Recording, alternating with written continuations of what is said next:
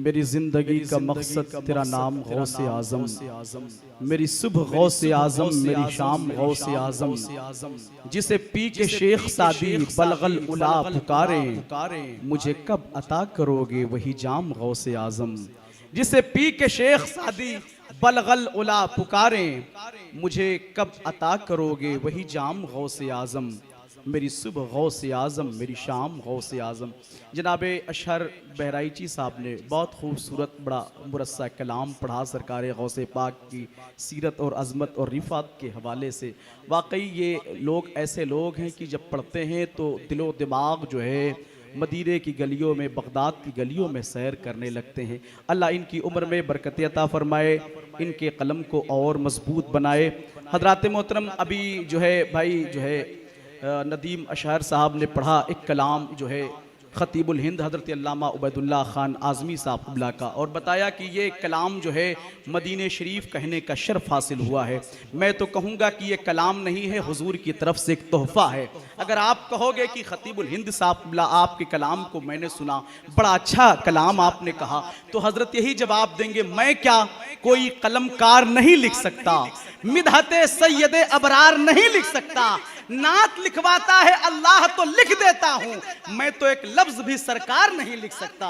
नात लिखवाता है अल्लाह तो लिख देता हूँ, मैं तो एक लफ्ज भी सरकार नहीं लिख सकता, मैं क्या कोई कलमकार नहीं लिख सकता, मिदहते सैयदे अबरार नहीं लिख सकता। आइए दोस्तों, बगैर किसी ताख़ीर व तमहीद के उस खतीब के खिताब को अपनी समातों की मेज़ पर गुलदान की सूरत में सजाते हैं, जिसके खिताब को इंजीनियर भी सुनते हैं, प्रोफेसर भी सुनते हैं, डॉक्टर भी सुनते हैं, लेक्चरार भी सुनते हैं, ग़ुलाम अहमद मुख्तार सुनते हैं, वलमा सुनते हैं, खुतबा सुनते हैं, मशाइख सुनते हैं। खिताब इतना अच्छा होता है, इतना निराला होता है, इतना प्यारा होता है कि बड़ी आसानी के साथ हर शख्स समझ लेता है। एक दौर ऐसा भी गुजरा है कि लोग धीरे धीरे जलसों से दूर जा रहे थे, सामईन जलसों से किनारा कशी अख्तियार कर रहे थे, इसलिए कि जलसों में कभी कहकहों की बातें होती थी, कभी लतीफ़े छेड़े जाते थे। धीरे धीरे सामईन जलसों से दूर हो रहे थे, मगर एक आवाज़ बुलंद हुई, एक खतीब बोल रहा था इश्क़ रसूल के हवाले से, अज़मत रसूल के हवाले से, पड़ोसी के हुकूक के हवाले से, किरदार मुस्तफ़ा के हवाले से। ये आवाज़ जब उन लोगों तक पहुंची जो लोग जलसों को छोड़ करके जा रहे थे,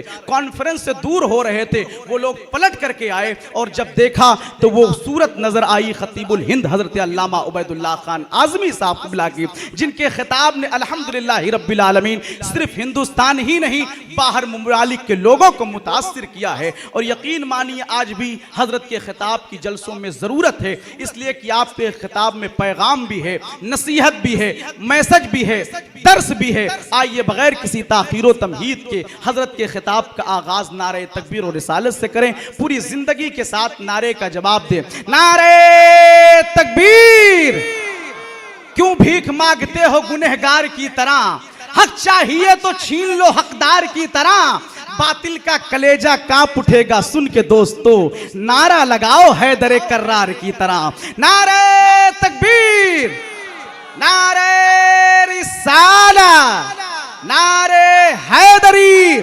पैगामे सरकार गौसे आजम, उलमाए अहले सुन्नत, खतीबुल हिंद हज़रत अल्लामा उबैदुल्लाह ख़ान आज़मी साहब क़िबला। नारे तकबीर, नारे रिसालत, नारे रिसालत। नबी के दुश्मन को ये बेनकाब करते हैं, जो अगला पिछला है वो सब हिसाब करते हैं, तमाम खुतबा भी हैरत से तकने लगते हैं जब हज़रत अल्लामा उबैदुल्लाह ख़ान खिताब करते हैं। अस्सलामु अलैकुम व रहमतुल्लाहि व बरकातुहू। वालेकुम अस्सलाम व रहमतुल्लाहि व बरकातुहू। नहमदुहु व नसल्ली अला रसूलिहिल करीम।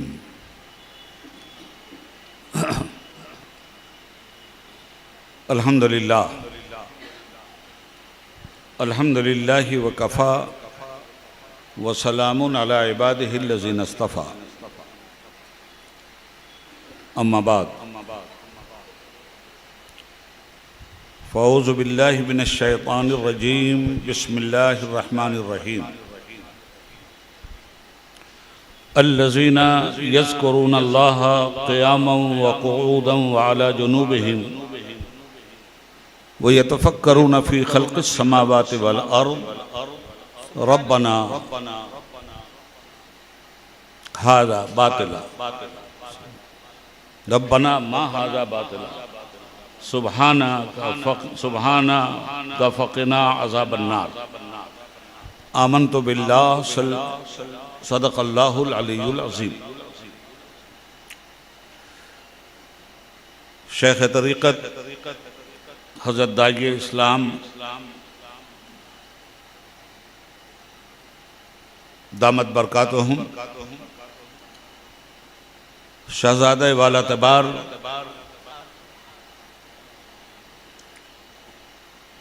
फ़ाज़िल उलूम मशरक़िया और फ़ाज़िल अल-जामिअतुल अज़हर शरीफ हज़रत मौलाना हसन मियाँ साहब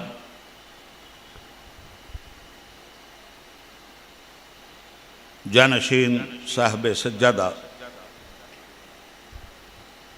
स्टेज पे तशरीफ़ फरमा मुअज़्ज़ज़ उलमाए मिल्लत इस्लामिया,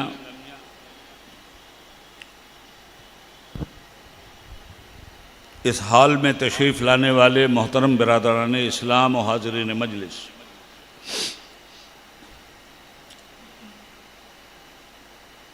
आइए हम और आप सबसे पहले दरूद व सलाम पेश करने की बारगाह नबूवत में सआदत हासिल कर लें ताकि गुफ्तगू फैज़ रसालत से बाबरकत बन जाए। अल्लाहुम्मा सल्लि अला सय्यिदना व मौलाना मुहम्मदिन व अला आलि सय्यिदना व मौलाना मुहम्मदिन व बारिक व सल्लिम।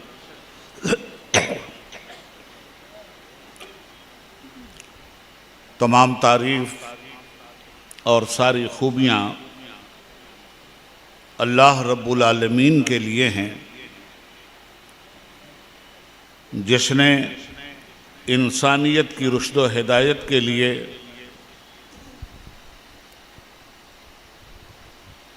आदमियत को गुमराही के दलदल से निकालने के लिए बिदअतों से जिहाद करते हुए सुन्नतों का चिराग जलाने के लिए उस रब्बुल आलमीन ने हमें रहमतुल लिल आलमीन अता फरमाया। सुभान अल्लाह, सुभान अल्लाह।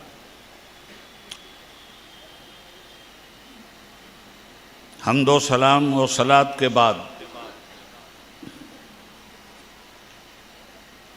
ये पुरमसरत मौका है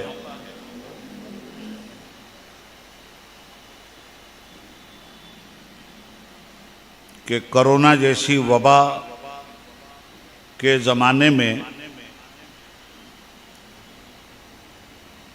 इस तरह की मजलिसों की सआदत हमें नहीं हासिल हुई जो हसब रिवायत हर साल हुआ करती थी और जिसका सेहरा मेरे इन दोनों बिरादरों पर भाई गयासुद्दीन और जमालुद्दीन साहिबान के सर रहा। आज भी तालीमात गौसुल आज़म मिल्लत इस्लामिया के नाम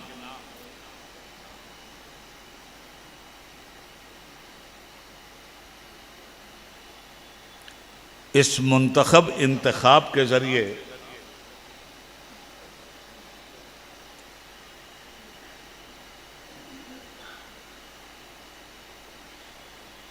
बुज़ुर्गों के ज़ेर साया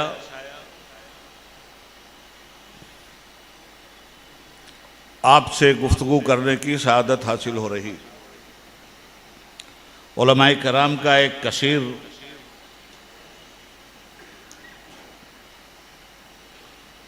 मुक़द्दस गरोह भी मौजूद है जिनसे हमेशा तालिबान हिदायत ने तज़किये का सबक सीखा।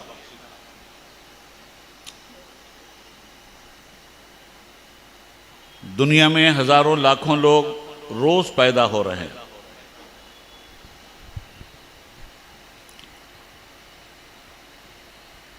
और उसी लिहाज से कमोबेश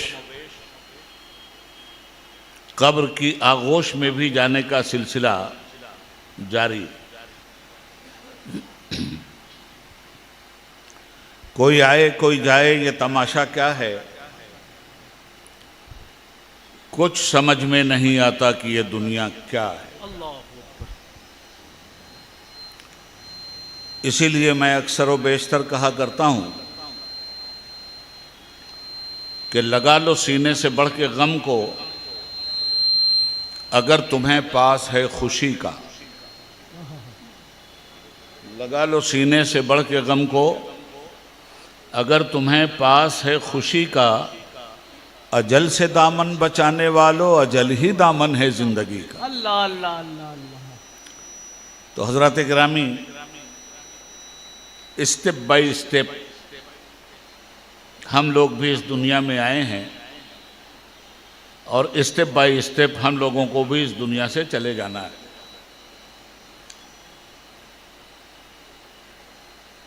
मगर इस दुनिया में आने से पहले ऐसा नहीं था कि हम थे नहीं।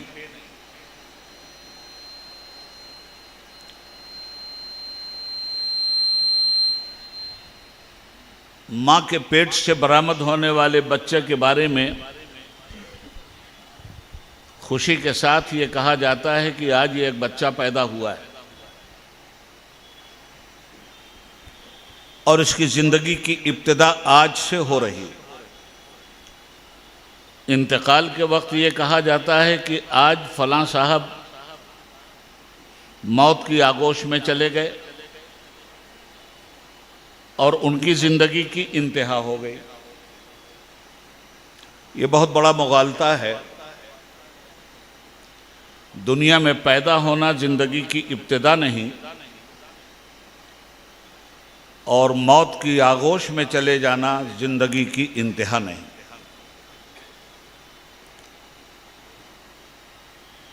हाँ, एक दौर जरूर था,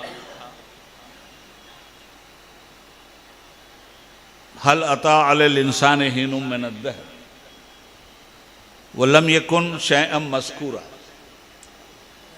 एक दौर इंसानों पे ऐसा गुजरा है कि इंसान कोई काबिले जिक्र वजूद नहीं था।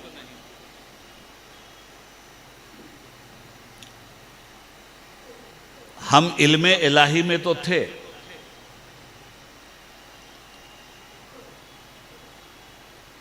मगर हमारा वजूद नहीं था। हम लोग अक्सर व बेशतर ये बोलते हैं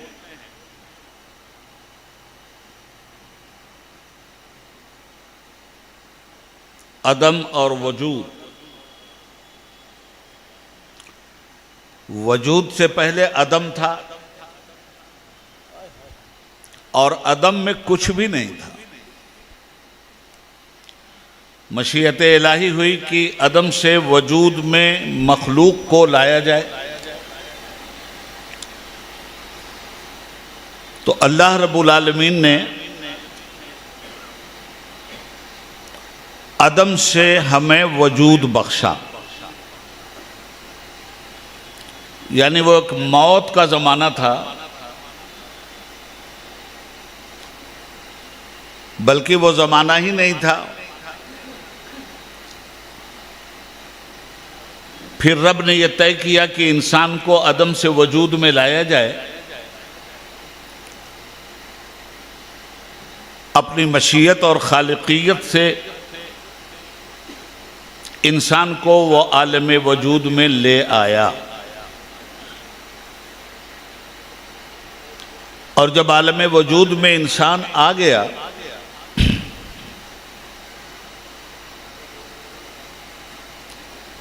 तो जिस तरह आज हम एक जलसा कर रहे हैं तालीमात गौसुल आज़म के नाम से,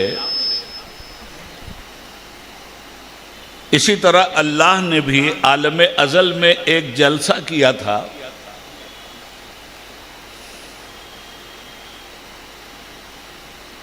और उस जलसे का नाम परवरदिगार ने मारिफत रब्बानी रखा।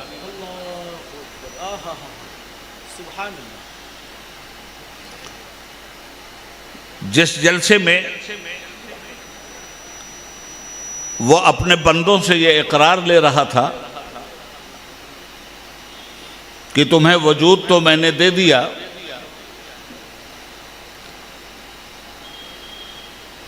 तुम तक मेरी मारिफत पहुंची, और अगर पहुंच गई है तो क्या तुम मेरी रबूबियत का इकरार करते हो कि मैं ही पालने वाला हूं तुम्हारा, मैं ही बख्शिश व मेहरबानी की बारिश तुम पे बरसाने वाला हूं, मैं ही तुम्हें वजूद देने वाला हूं, मैं ही हर लम्हा तुम्हारी निगहदाश्त करने वाला हूं। तो मारिफत रब्बानी का एक इजलास आलम अज़ल में खुद परवरदिगार आलम ने मुनाकिद किया, और उसमें क़यामत तक जितने लोग भी पैदा होने वाले थे सबको एक ही जगह जमा कर लिया।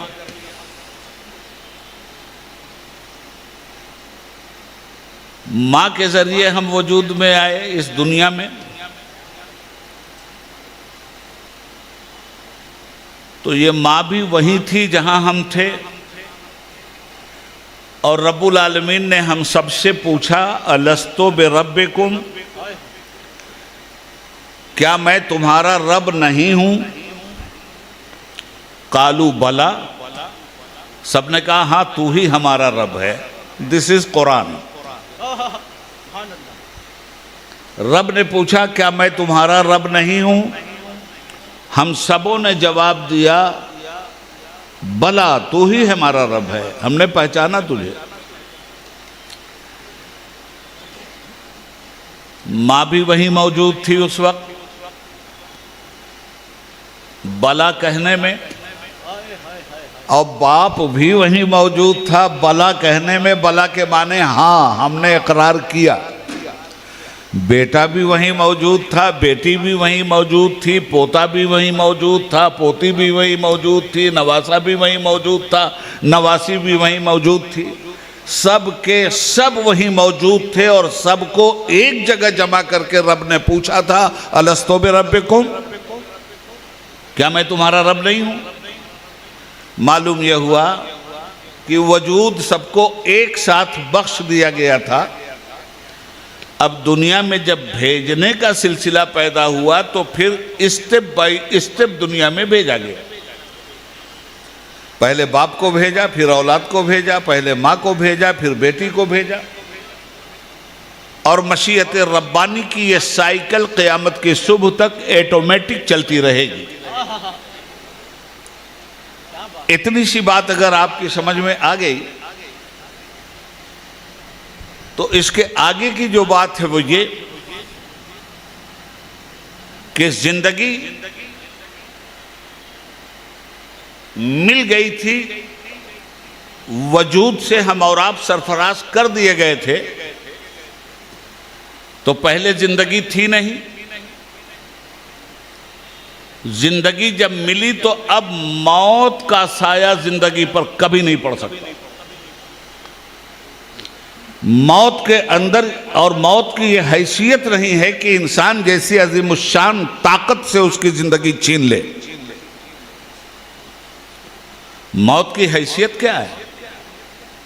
कुरान से सुनिए, कुल्लु नफ्सिन ज़ाइक़तुल मौत, हर नफ्स को मौत का जायका चखना है। उर्दू जुबान धीरे धीरे हमारे माहौल से ख़त्म होती जा रही है, तो हो सकता है उर्दू से नाआशना लोग जायका को भी ना समझें, तो इस लफ्ज़े जायका का भी तर्जुमा कर दूं, जिसको आप मज़ा और मज़ेदार कहते हैं। तो हर नफ्स को मौत का मज़ा चखना है।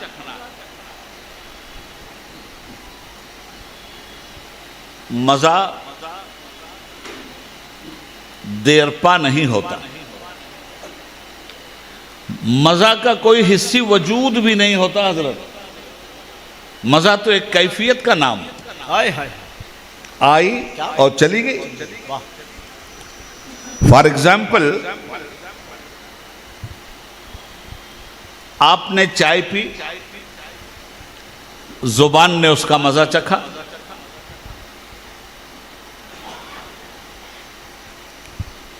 कोई नमकीन चीज उसके बाद खा ली, मजा बदल गया। मगर मुझे आप ये बताइए कि क्या इस मजा में ये ताकत है कि अपने वजूद की गारंटी दे? अल्लाह, एक घूंट पानी का मुकाबला ये मजा नहीं कर सकता। जो ही आपने एक घूंट पानी लिया, मजा रुखसत हो गया।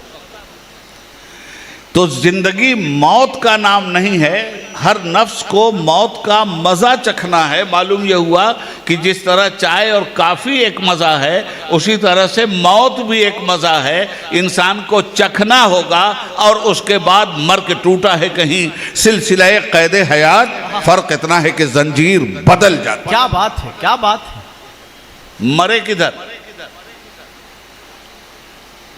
पैदा जब कर दिए गए तो अब मरना नहीं है। हाँ, जब जिंदगी गफलत में आ जाए तो इस जिंदगी को गफलत से बेदार करने वाले, हयात देने वाले लोगों को परवरदिगार पैदा करता है। और जिसकी हैसियत सबसे ज़्यादा दीन को, इंसान के अखलाक को, इंसान के किरदार को, इंसान की फ़िक्र को, इंसान की तहारत को, इंसान के तमद्दुन को, इंसान के अकीदे को, इंसान के अमल को, इंसान के किरदार को, जिसका वजूद सबसे ज़्यादा जिंदा करता है, उसकी जात को मोहिउद्दीन कहा जाता है। सुभान अल्लाह, सुभान अल्लाह, सुभान अल्लाह। क्या खुलासा किया हुजूर, जिंदाबाद। तो अभी तो हम मोहिउद्दीन पर बात करेंगे, फिर तालीमाते मोहिउद्दीन पर बात करेंगे। अल्लाह अल्लाह अल्लाह अल्लाह, माशाअल्लाह माशाअल्लाह। तो हजरात गिरामी, हुजूर गौस पाक का एक लक़ब है मोहिउद्दीन, दीन को जिंदा करने वाला। अल्लाह। अब ये इंसान, चूंकि फ़लसफ़े मौत मेरा मौजू नहीं है, मगर बात यहाँ से मैंने शुरू की कि अब इस इंसान की बाकायदा तख्लीक हो गई जी। तख्लीक के बाद रब ने अपनी मशीयत के ज़रिए फरिश्तों पे अपना एक इरादा एक दिन जाहिर कर दिया कि अलस्तो बिरब्बिकुम के जवाब में जो बला कहा था इसने कि हाँ, हमने तुझे पहचाना, हम तुझे कभी फरामोश नहीं करेंगे, हम तेरी यादों के चिराग हमेशा अपने अमल के दिलो दिमाग में जलाएंगे। तो अब ज़रा इसे भेज करके इसका टेस्ट भी ले लिया जाए। अल्लाह अल्लाह अल्लाह। तो कुरान कहता है, वइज़ क़ाल रब्बुका लिल मलाइकति इन्नी जाइलुन फिल अर्दि खलीफा। सुभान अल्लाह, सुभान अल्लाह। याद करो उस दौर को जब हमने फरिश्तों से कहा कि मैं ज़मीन में अपना नाइब भेजने वाला हूँ, बनाने वाला हूँ।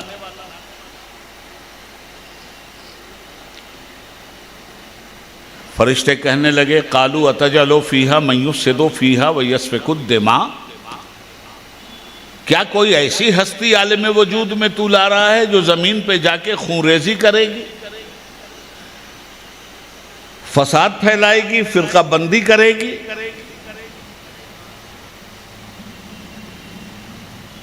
और तेरी धरती को गुनाहों से और जुल्म और जफा की खताओं से भर देगी?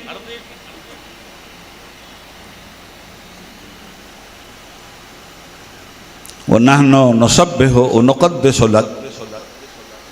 हम तो तेरी तारीफ़ व तौसीफ़ कर ही रहे हैं मालिक। अल्लाह अल्लाह अल्लाह। आखिर कौन सी ऐसी कमी रह गई है जिस कमी की तलाफी के लिए तूने ये ऐलान किया, इसे हम समझ नहीं पाए? तो फरिश्तों ने अल्लाह के सामने अपनी तस्बीह व तहलील का हवाला दिया। बात समझ में आ रही है ना? ताबिश खंजरे एहसास की आगोश में जितनी भी तमन्नाएं वो मुझे मजरूह नज़र आती हैं, और साज़े हस्ती से जितनी भी आवाज़ निशात उठती है वो बारे नाकामी पैहम से दबती चली जा रही है। ये तो नहीं बोल रहा हूँ ना, सादा जुबान में आपसे बात कर रहा हूँ। वरना बात इस तरह भी की जा सकती है, देखो देखो तो ज़रा सुबह फलक देखो तो कितनी तेज़ी से उमड़ने लगी, फिर काली घटा 22 जनवरी करीब आ रही, मुस्कुराते हुए तारों की पलकें झपक रही हैं, चांद अपनी चांदनी समेटे हुए चला जा रहा है, छोड़कर नक्शे खामोशी वो शफक डूबने के लिए तैयार है, जर्रे जर्रे की निगाहों से तहय्युर आया है, अपने दामन में समेटे हुए तूफान शरर कौंदने के लिए 22 जनवरी को फिर बरक़े तपा है। मैं नहीं इस्तेमाल कर रहा हूं ये जुबान, और समझ सकें तो खामोशी मेरा जवाब भी है। बग गया हूं जुनू में क्या क्या कुछ न समझे खुदा करे कोई।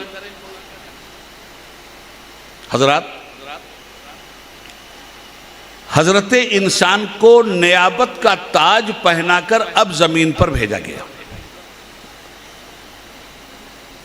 फरिश्तों ने जो इंसानों के जुल्म और जबर की बात कही, खूंरेजी और फसाद की बात की, ये फरिश्तों का इंसानों पे इल्ज़ाम नहीं था।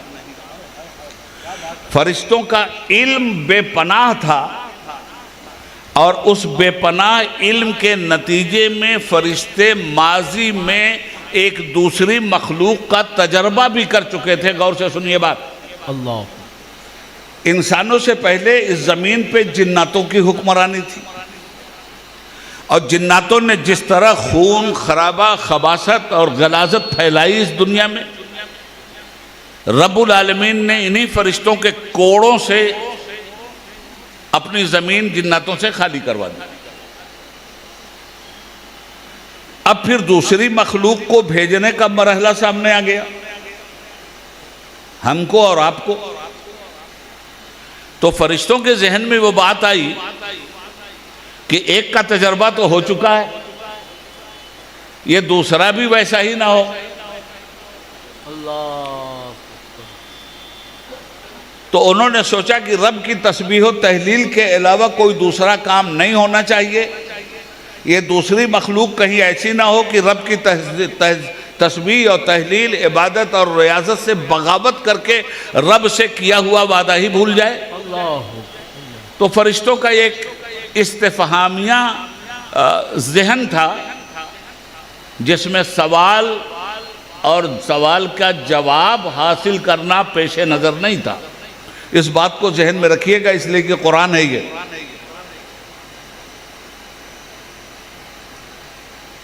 आपको पेश किया जालिम और जाबिर की हैसियत से,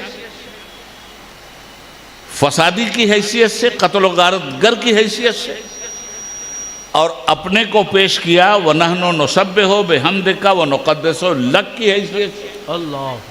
तस्बीह हमारा काम, रियाजत हमारा काम, इबादत हमारा काम। मौला हम तो आपके हुक्म से एक सेकंड हिलते ही नहीं। हमारी तो हालत ये है कि वस्साबिहाते सबहा व नाशिताते नश्ता फल मुदब्बिराते अमरा। सुभान अल्लाह, सुभान अल्लाह। हम तो एक सेकंड नहीं रुकते। अल्लाह अल्लाह अल्लाह। एक जुमले में जवाब दिया है रब्बुल आलमीन ने, अपनी उस मलकूती बंदगी का ताज अपने सर पे रखने वालों को। काला इन्नी आलमो माला तालमो। रब ने कहा फरिश्तों, मैं जो जानता हूं तुम नहीं जानते। अच्छा, जानना किस बात की अलामत है? देखिए, आज उबैदुल्लाह आज़मी के हत्थे आप चढ़े। अल्लाह अल्लाह अल्लाह। और मैं जब तक उर्दू की सुर्दू नहीं करूंगा आपको छोड़ूंगा नहीं। अल्लाह। जब तक हिंदी की चिंदी नहीं करूंगा आपको छोड़ूंगा नहीं। जब तक अंग्रेजी की रंगरेजी नहीं करूंगा आपको नहीं छोड़ूंगा। आज मैं आपको कुरान पढ़ाऊंगा और आपको कुरान पढ़ना होगा। मेरे पास आलतू फालतू बातें न कभी करने का मौका रहा, और न मैं इस मजलिस में किसी आलतू फालतू बात को जायज समझता हूँ। क्या बात है, सुभान अल्लाह, सुभान अल्लाह। बरगे हिना पे लिखता हूं मैं दर्द दिल की बात, शायद के रफ्ता रफ्ता लगे दिलरुबा के हाथ। हज़रत गिरामी, दो चीजें सामने आई ना। फरिश्तों ने अपना एक इल्म पेश किया, कि हमारा पिछला तजर्बा ये बोल रहा है और अगला अंदेशा ये बोल रहा है। ठीक है, फरिश्तों की बात भी गलत नहीं थी, वो भी मुफक्किर हैं, दूर तक देखा उन्होंने भी कि पिछलों ने जो खून खराबा किया था कहीं ये भी ना करने लगें, और उनका तजर्बा भी दुरुस्त साबित हुआ। मॉब लिंचिंग ये कर रहे हैं, खुदा का घर ये तोड़ रहे हैं, असनामे बातिल ये पूज रहे हैं, इंसानियत की बखिया ये उधेड़ रहे हैं, बच्चों को यतीम यही इंसान बना रहा है, सुहागनों की मांग का सिंदूर यही इंसान खुरच रहा है, इंसानियत की तौहीन यही इंसान कर रहा है, मासूम बच्चों पर फिलिस्तीन में यही इंसान नुमा जालिम जुल्म के कोड़े बरसा रहा है। क्या नहीं कर रहा है ये इंसान? तो क्या गलत फरिश्तों ने सोचा था हमारे बारे में? ये जमीन पे जाएगा, खूनरेजी करेगा, फसाद करेगा? क्या हमने अपनी बदअमली से यह साबित नहीं किया? इसके बावजूद कुदरत कहती है इन्नी आलमो माला तालमून। ये नुक्ता ज़हन में रखिए, मैं जो जानता हूं तुम नहीं जानते, मेरी जो मसलहत है तुम्हारे पास उसका इल्म ही नहीं है। क्या मतलब हुआ इसका? मतलब यह हुआ कि ना जानकारी का इल्म से वास्ता नहीं है और जानकारी का ही इल्म से वास्ता है। इल्म इतनी बड़ी दौलत है कि जानकार को आलिम कहते हैं, जिसके पास इल्म ना हो उसे जाहिल कहते हैं। फिर आलिम से मुराद ये मखसूस उलमा ही नहीं है, ये आलिम है, मगर ऐसा नहीं कि इंजीनियर आलिम नहीं है, वो भी आलिम है। ऐसा नहीं है कि डॉक्टर आलिम नहीं है, वो भी आलिम है। ऐसा नहीं है कि साइंटिस्ट आलिम नहीं है, वो भी आलिम है। ऐसा नहीं कि सियासतदान आलिम नहीं है, वो भी आलिम है। ऐसा नहीं कि ताजिर आलिम नहीं है, वो भी आलिम है। ऐसा नहीं कि काश्तकार आलिम नहीं, वो भी आलिम है। ऐसा नहीं कि हुनरमंद आलिम नहीं, वो भी आलिम है। हाँ, इल्म की सिफतें अलग अलग हैं। ये स्टेज पे बैठे हुए कुरान के आलिम हैं, दीन के आलिम हैं, फ़िक़्ह इस्लामी के आलिम हैं, नज़रियात इस्लामी के आलिम हैं, तारीख़ इस्लामी के आलिम हैं। मगर खेती बाड़ी करने वाला वो माशियात का आलिम है, कंस्ट्रक्शन करने वाला वो कंस्ट्रक्शन का आलिम है, दवा देने वाला, ऑपरेशन करने वाला वो मेडिकल साइंस का आलिम है। तो आलिम कहते हैं जानकार को। फरिश्तों ने जो कहा तो अल्लाह ने जवाब दे दिया इन्नी आलम माला तालमून, हम जो इल्म रखते हैं तुम नहीं रखते। पता ये चला कि आदमी वहां मफजूल हो जाता है जहां किसी फाजिल से सबका उसका पड़ता है।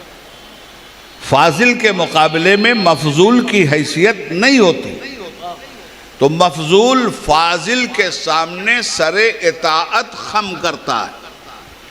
और कुरान करीम क्या कहता है? फसअलू अहले ज़िक्र इन कुंतुम ला तालमून। तुम्हारे पास अगर इल्म नहीं है तो अहले इल्म से सवाल करो, अहले इल्म से पूछो। तो रब ने कह दिया था इन्नी आलम माला तालमून। मगर अब इस इल्म की हैसियत को भी वाज़े करना था, तो फरिश्तों का भी इम्तिहान ले लिया और आदम का भी। फरिश्ते देख रहे थे कि ये जालिम है, और हर दौर के जालिम इंसान ने फरिश्तों के इस जुमले पे महरे तस्दीक सब की है कि फरिश्ते सही कह रहे थे।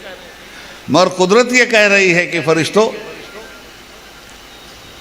तुमने वो इंसान तो देखे और उनके बारे में तुम्हारा खदशा दुरुस्त है जो ज़मीन में फसाद फैलाएंगे, मगर फरिश्तों तुम्हारी नज़र सिर्फ नमरूद तक गई है, पर्दे में जो मेरा इब्राहिम छुपा है वहां तक अभी तुम्हारी नजर नहीं गई है। तुम्हारी नजर सिर्फ यजीद तक गई है, पर्दे में जो मेरा हुसैन छुपा है वहां तक तुम्हारी नजर नहीं गई है। तुम्हारी नजर सिर्फ नमरूद तक गई है, मेरे इब्राहिम तक तुम्हारी नजर नहीं गई है।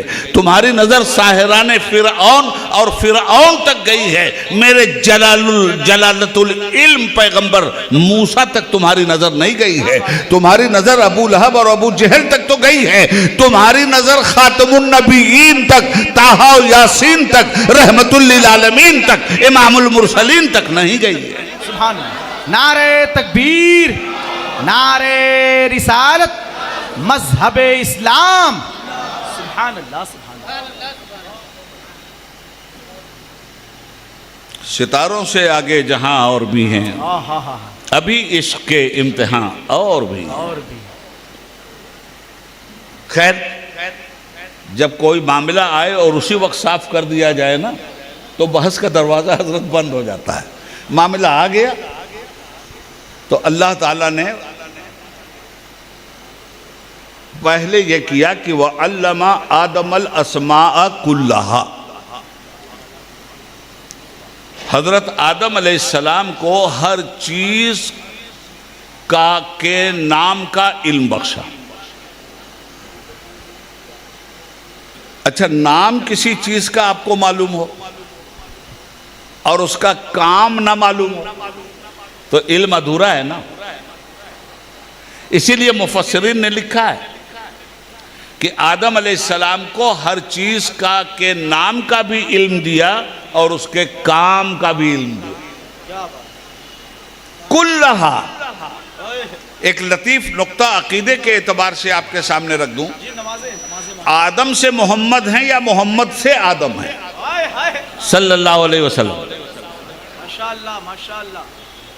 जाहिर में मेरी नख्ल, हकीकत में मेरी असल। और हजरत इमाम मोहम्मद रजा फाजिल बरेलवी अलैहि रहमत का ये शेर है, जाहिर में मेरी नख्ल, हकीकत में मेरी असल, उस गुल की याद में ये सदा बुल बशर की है। हजरत इब्राहिम अलैहिस्सलाम कहते हैं, जाहिर में तो मेरी नख्ल है मोहम्मद, हकीकत में मेरी असल है मोहम्मद सल्लल्लाहु अलैहि वसल्लम। इसलिए कि होते कहाँ खलीलो बिना काबो मिना, लौलाक वाले साहबी सब तेरे घर की है। हजरत,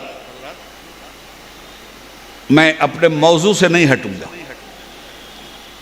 एक इंसान में क्या है और जब अपनी हैसियत खो दे तो क्या हो जाता है, मामला यहां है। वअल्लम आदमल अस्मा कुल्लहा सुम्मा अरदहुम अलल मलाइकति फक़ाल अंबिऊनी बिअस्माइ हाउलाई इन कुंतुम सादिक़ीन। आदम अलैहिस्सलाम को हर चीज़ का इल्म बख्शा, उसके बाद हर चीज़ फरिश्तों के सामने फैला दिया। कहा बताओ ये क्या है, ये क्या है, ये क्या है, ये क्या है, ये क्या है। आदम अलैहिस्सलाम को सिखाया, पूछा नहीं अभी, हर चीज़ का इल्म सिर्फ सिखला दिया। ये लाउड स्पीकर है, इसका काम दूर तक आवाज़ पहुंचाना है। ये लाइट है, इसका काम अंधेरे को दूर करना है। ये कपड़ा है, इंसान के वजूद की जीनत बनना है। ये सब बता दिया आदम अलैहिस्सलाम, एक एक चीज़। इसलिए कि वअल्लमा आदमल अस्माअ कुल्लहा।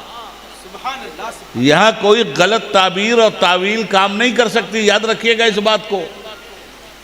यहाँ अगरचे मगरचे नहीं चलने वाला। कुदरत ने दरवाज़ा बंद कर दिया, वअल्लमा आदमल अस्माअ कुल्लहा, हमने हर शय का इल्म आदम को दिया। तो मैं आपसे एक ही बात कहूँगा कि जब आदम अलैहिस्सलाम के इल्म की ये हालत है तो मुअल्लिम कायनात मुहम्मदुर रसूलुल्लाह सल्लल्लाहु अलैहि वसल्लम के इल्म का अंदाज़ा लगाया जा सकता है। अरे उनका इल्म तो इन्ना आता है ना, कल कौसर है भाई। कौन पहुंचेगा इस कौसर तक? इंशाअल्लाह कभी इस मौजू पे बोलूंगा। आज तो ज़िमनन ये बातें मैं आपको बता रहा हूं कि तमाम चीजें फरिश्तों के सामने कर दी। बताओ इनके नाम। क्या जवाब दिया था फरिश्तों ने सारी चीजें देखकर? कालू सुब्हानका ला इल्म लना इल्ला मा अल्लमतना इन्नका अंतल अलीमुल हकीम। सुनिए इल्म कहाँ कहाँ आ रहा है और कैसे कैसे लफ्ज़ इल्म की गर्दिश होती जा रही है, वो मुलाहिजा फरमाइए आप। फरिश्तों ने कहा परवरदिगार, हर ऐब से पाक सिर्फ तेरी जात है, हमारे पास उतना ही इल्म है जितना तूने बख्शा है, बेशक उससे ज्यादा हमारे पास इल्म नहीं है। बाकी तो तू ही आलिम है, तू ही हाकिम है, तू ही हकीम है, तू ही नुक्ता संज है। सुभान अल्लाह। जब फरिश्तों ने अपने ईज्ज का इनकार कर दिया, इकरार कर दिया, इनकार नहीं, इसलिए कि वो बता ही नहीं सके कि ये क्या है, वो बता ही नहीं सके कि ये क्या है, वो बता ही नहीं सके कि ये क्या है। उसके बाद काला या आदम अम्बेहुम बे अस्माइहिम फलम्मा अम्बाहुम बे अस्माइहिम। सुभान अल्लाह। जब फरिश्ते आजिज हो गए तो आदम अलैहिस्सलाम को अल्लाह ने तलब किया, कहा आदम जरा तुम बताओ इन चीजों के नाम। एक एक शय का नाम आदम अलैहिस्सलाम बताते चले गए, ये नाम है इसका, ये काम है इसका, ये नाम है इसका, ये काम है इसका। सुभान अल्लाह। अब बताइए फरिश्ते आजिज हो गए कि नहीं? आए है बेशक। इल्म गालिब हुआ कि नहीं? बेशक। काला अलम अकुल लकुम इन्नी आलमो गैब अस्समावाति वल अर्द व आलमो मा तुब्दूना व मा कुंतुम तक्तुमून। सुभान अल्लाह। अल्लाह ने कहा क्या मैंने तुमसे नहीं कहा था कि ज़मीन व आसमान में जितनी चीज़ें पोशीदा हैं, हर ढके छुपे और जाहिर को मैं जानता हूँ। अल्लाह। व इज़ कुल्ना लिल मलाइकति इसजुदू ले आदम फसजदू इल्ला इब्लीस। हमने हुक्म दिया फरिश्तों को कि आदम के सामने सजदा रेज हो जाओ। किया ना फरिश्तों ने सजदा, तो किसको किया था?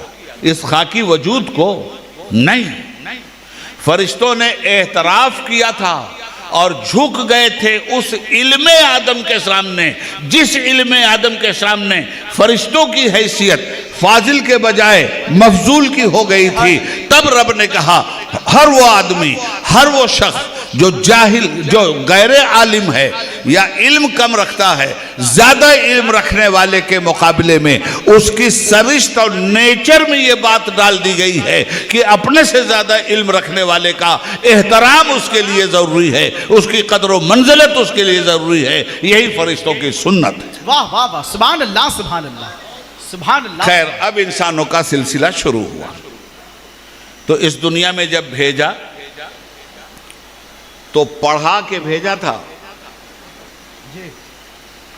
हम जब इस दुनिया में आते हैं, चले कहां से? रोजे अजल से। आए कहां? बाप की पुश्त में, उस वक्त भी जिंदा थे। 9 महीने मां के पेट में रहे, उस वक्त भी जिंदा थे। इस दुनिया में आए, यहां भी जिंदा हैं, और वो मरने के बाद जो मौत की आगोश में जाते हैं, वजूद की इंतहा नहीं होती। यही वजूद मौत के दरवाजे से जिंदगी के दूसरे दौर में दाखिल हो जाता है। अल्लाह। मरा किधर है ये? तो हजरात, अब इंसानों को दुनिया में भेजा गया। चले, कहानी बड़ी लंबी है, मैं बाईपास करके चल रहा हूं। क्या बात है। आगे आदम अलैहिस्सलाम को भेजा, इल्म की भरपूर रोशनी में भेजा। याद रखिएगा, आलिम भेजा गया था, जाहिल नहीं भेजा गया था जमीन पर। हम डार्विन के फलसफे को कबूल करने के लिए तैयार नहीं हैं कि इंसान पहले बंदर था, अब इर्तिकाई शक्ल में आकर उसका बाप बंदर रहा होगा, उसकी कौम बंदर होगी। इंसान बंदर था, तुम ये कह रहे हो। इंसान जानवर था, तुम ये कह रहे हो। अजमत इंसानी की तजलील कर रहे हो। इंसान की अजमत को कुरान ने बयान किया है। इंसान न जानवर था, न इंसान बंदर था। लक़द खलक़नल इंसाना फी अहसन तक़वीम। बेहतरीन शाहकार है हमारा ये इंसान। लक़द करमना बनी आदम। हमने तो इसके सर पे ताजे करामत रखा। सुभान अल्लाह, सुभान अल्लाह, सुभान अल्लाह, सुभान अल्लाह। मौज़ूद सामीन, माशा अल्लाह, माशा अल्लाह। अब ये आया आदम अलैहिस्सलाम ज़मीन पे आए, नस्ल इंसानी की अफजाइश शुरू हुई। जब तक वो इस दुनिया में रहे और इंतकाल नहीं फरमाया। इंतकाल के माना ही है मुंतकिल हो जाना। क्या बात। हम लोग भी इस वक्त इंतकाल करके आए हैं। हजरत इलाहाबाद से इंतकाल करके आए हैं, मैं बंबई से इंतकाल करके आया हूं, आप अपने घर से इंतकाल करके यहाँ आए, फिर यहाँ से आप इंतकाल करके कहीं और चले जाइएगा। ये इंतकाल ही इंतकाल तो है क्या?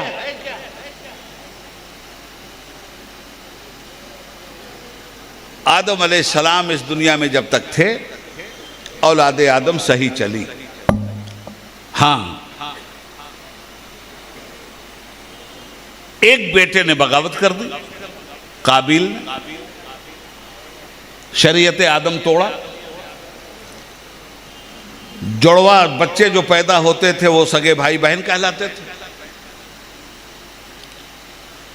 और भाई बहन की शादी आपस में हो नहीं सकती थी। काबिल की बहन जरा कम खूबसूरत थी, हाबिल की बहन, काबिल की बहन ज्यादा खूबसूरत थी, हाबिल की बहन थोड़ा कम खूबसूरत थी। काबिल ने कहा मैं तो अपनी बहन ही से शादी करूंगा। शरीयत आदम ने कहा यह हो ही नहीं सकता। अब उसने यह सोचा कि मैं हाबिल को मार डालूंगा। कुरान उसका भी जिक्र करता है। जब उसने सोचा कि मैं मार डालूंगा तो कुरान कहता है कि हाबिल ने कहा भाई मैं तेरे ऊपर जुल्म का हाथ नहीं उठाऊंगा।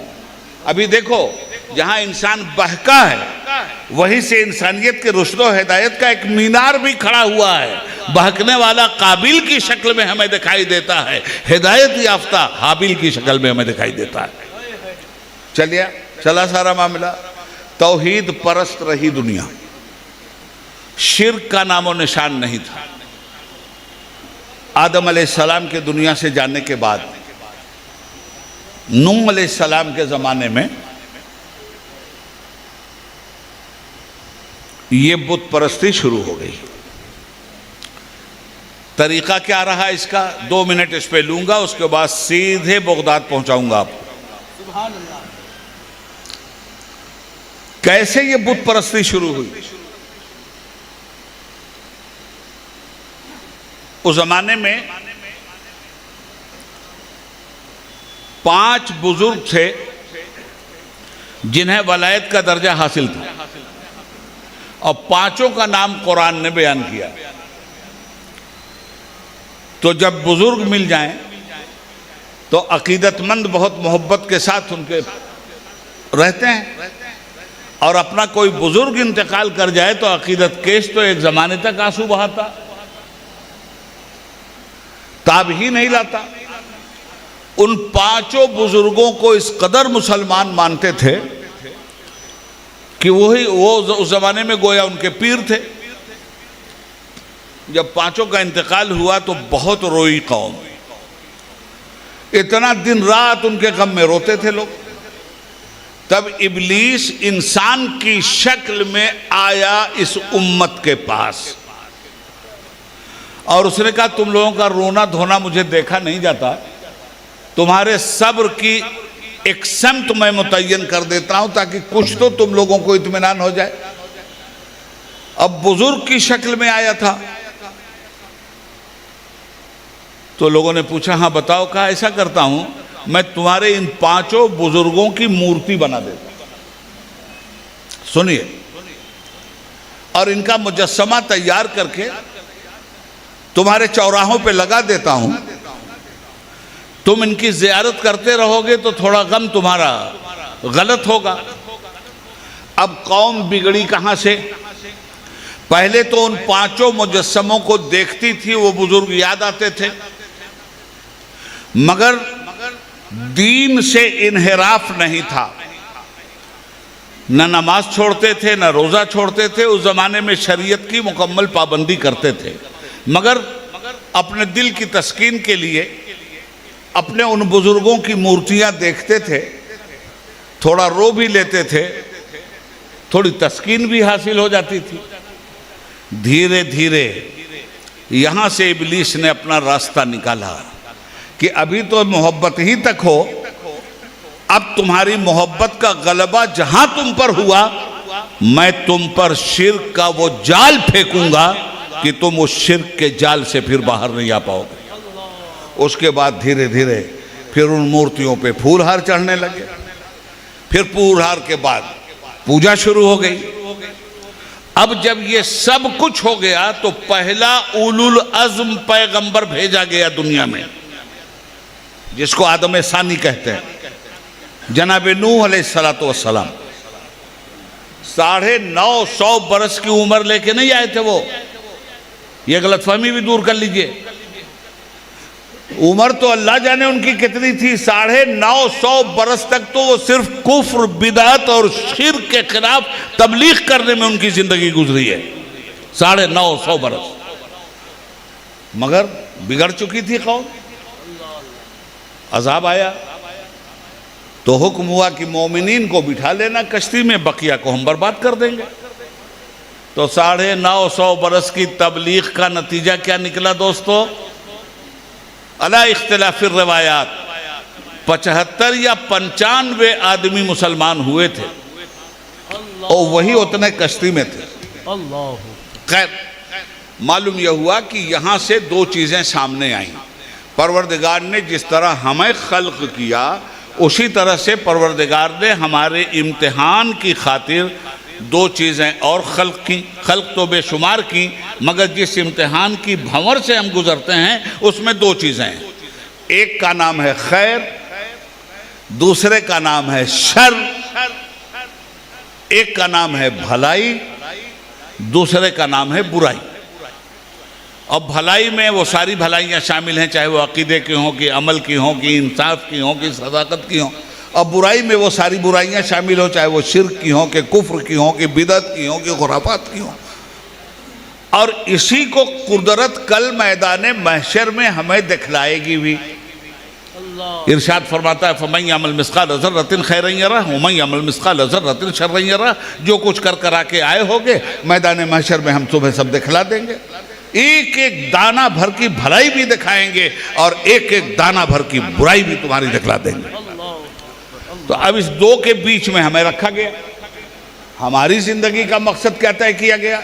अल्लज़ी खलक़ल मौता वल हयाता लियब्लुवकुम अय्युकुम अहसनु अमला। हमने मौत और जिंदगी को इसलिए पैदा किया है कि इसके बीच में ऐ इंसानों तुम्हें रखकर हम आजमाना चाहते हैं कि तुम में हुस्न अमल का मालिक कौन है। अल्लाह। इसीलिए इकबाल ने कहा था, अमल से जिंदगी बनती है जन्नत भी जहन्नम भी, ये खाकी अपनी फितरत में न नूरी है न नारी है। सुभान अल्लाह। हजरत, अब ये सिलसिला चला, अंबिया किराम को कुदरत ने मुसलसल भेजना शुरू किया, इसलिए कि जुल्म सब्र पे गालिब आ गया था, झूठ सदाकत पे गालिब आ गया था, भलाई पे बुराई गालिब आ गई थी, ईमान पे शिर्क गालिब आ गया था। अब सारे पैगम्बरान एज़ाम आए, काम क्या था उनका? कुफ्र की जगह इस्लाम को कायम करना, शिर्क की जगह ईमान को कायम करना, बिदअत की जगह सुन्नत को कायम करना। ये तमाम अंबिया कराम का मुश्तरका काम था। अंबिया चले गए इस दुनिया से, दीन तो नहीं गया,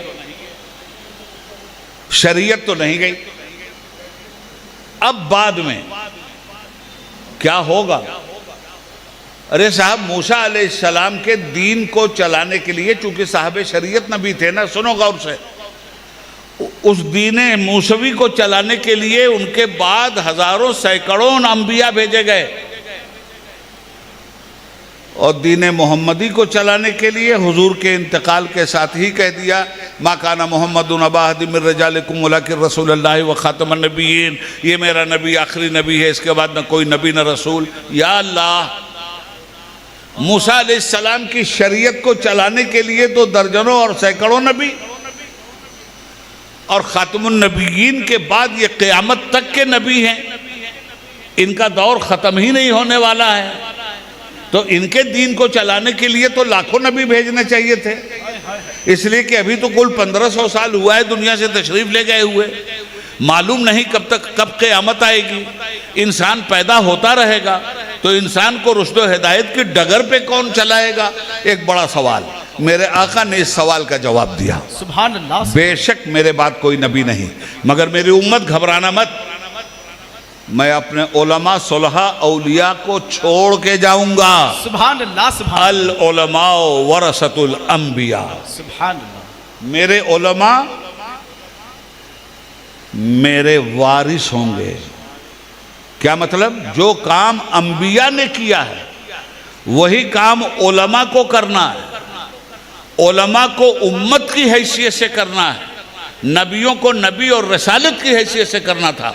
जो काम मनसबे रसालत पे उन्होंने किया है काम वही है, मगर उम्मत को मनसबे इमामत के जरिए वो काम करना है।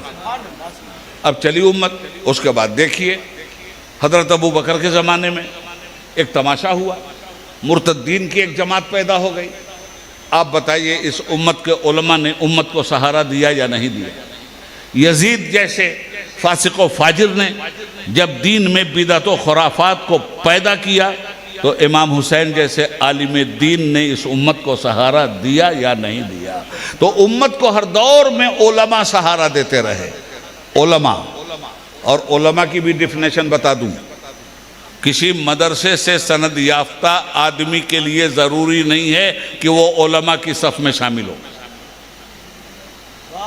मैं सिर्फ सनद याफ्ता की बात नहीं करता, प्लस तालीम याफ्ता की भी बात करता हूँ। मदरसे से सनद याफ्ता भी हो, तालीम याफ्ता भी हो, ज़रूरी नहीं है कि वो उलमा के मेयार पर उतरे और उलमा की मंतिक तक उसको पहुँचाया जाए। उलमा की डिफिनेशन है। उलमा की डिफिनेशन क्या है? कुंतुम खैरा उम्मतिन उखरजत लिन्नासी तामुरून बिल मारूफ व तनहौना अनिल मुनकर। भलाइयों का हुक्म देते हैं, बुराइयों से रोकते हैं। मगर वो लोग जो बड़े बड़े जुब्बा दस्तार पहने हुए हों, भलाइयों का हुक्म भी दें, अच्छी अच्छी तकरीरें भी करें और फजर की नमाज भी छोड़ दें, अल्लाह, तो इन्हें हम वारिस नबी कह सकते हैं? अल्लाह। ये तो हमें सबको सोचना चाहिए ना। वारिस नबी वही आदमी हो सकता है जिसने इल्म नबूवत और इल्म हदीस और इल्म कुरान हासिल किया। उसको वारिस नबी होने का उसी वक्त हासिल है जब उसकी ज़िंदगी से बिदअत खुरच खुरच के फेंक दी गई हो और सुन्नतों का चिराग अपने हर अमल से वो जला रहा हो। जब उसकी ज़िंदगी के करीब कुफ्र का शायबा भी ना आने पाए और शिर्क के बाजू भी अपनी अकड़ न दिखाने पाए। कहीं से ज़िंदगी में शिर्क दाखिल ना हो, कहीं से ज़िंदगी में कुफ्र दाखिल ना हो, कहीं से ज़िंदगी में खुराफात दाखिल ना हो, कहीं से ज़िंदगी में बिदात दाखिल ना हो, कहीं से ज़िंदगी में नफसानियत दाखिल ना हो, कहीं से ज़िंदगी में रिया दाखिल ना हो। अगर इस बुनियाद पर कोई आलिम अपने वजूद को लेकर मंजर आम पे आता है, यकीनन वही वारिस अंबिया है। सुभान अल्लाह, सुभान अल्लाह, सुभान ये अल्लाह। वारिस अंबिया की डिफिनेशन है। वाह वाह वाह, सुभान अल्लाह, सुभान अल्लाह। अब ये 5वीं सदी हिजरी में एक दौर आया जिसमें गौसुल आजम पैदा हुए। इतनी लंबी चौड़ी तमहीद मैंने बांधी है गौसुल वरा के लिए। हाय हाय, क्या बात है, क्या बात है। ये इतनी लंबी चौड़ी तहमीद जो बांधी, ये आए जब दुनिया में तो देखो, एक है इनकी हयात और दूसरे हैं उनकी तालीमात। वाह वाह, हयात पहले पेश करो, हाय हाय, तालीमात बाद में पेश करो। वाह वाह वाह वाह। किस दौर में आए हैं वो? अब्बासी खिलाफत का आखिरी चिराग टिमटिमा रहा था, उस दौर में आए हैं गौस पाक। 33 साल उम्र थी हजरत गौसुल आजम की जब इमाम गजाली आखिरी जिंदगी की मंजिलों से गुजर रहे थे। अल्लाह, यानी वक्त रुखसत करीब था इमाम गजाली का। वही दौर है गौसुल आजम का भी। गौसुल आजम का जवानी का दौर है, इमाम गजाली का के आखिरी अय्याम का दौर है। बादशाह की बादशाहत, खलीफा की खिलाफत कहाँ तक थी मालूम है आपको? ये दिल्ली में कभी मुगलों की हुकूमत इंडिया, पाकिस्तान, काबुल टाबुल हर जगह तक थी ना, मगर बहादुर शाह जफर के ज़माने में मुल्क पे कब्जा था ईस्ट इंडिया कंपनी का, और बादशाह की हुकूमत दिल्ली के लाल किले से लेके पालम तक, इतने ही में बहादुर शाह जफर का हुक्म चलता था। यही हालत उस वक्त के खलफाए अब्बासिया की थी, उनका भी हुक्म सिर्फ बगदाद की मखसूस सरहद तक चल रहा था, बकिया मुल्क पे कब्जा सल्जूकियों का हो गया था। ये सल्जूकी कौन है? तारीख तो पढ़ो तब गौसुल आजम समझ में आएंगे। हवा में उड़ा दिया, कश्ती को निकाल दिया, मुर्दे को जिला दिया। कहानियां मत सुनाओ। मुर्दों को जिलाना गौस पाक के बाएं हाथ का खेल था। ये बहुत मामूली काम है वलियों का।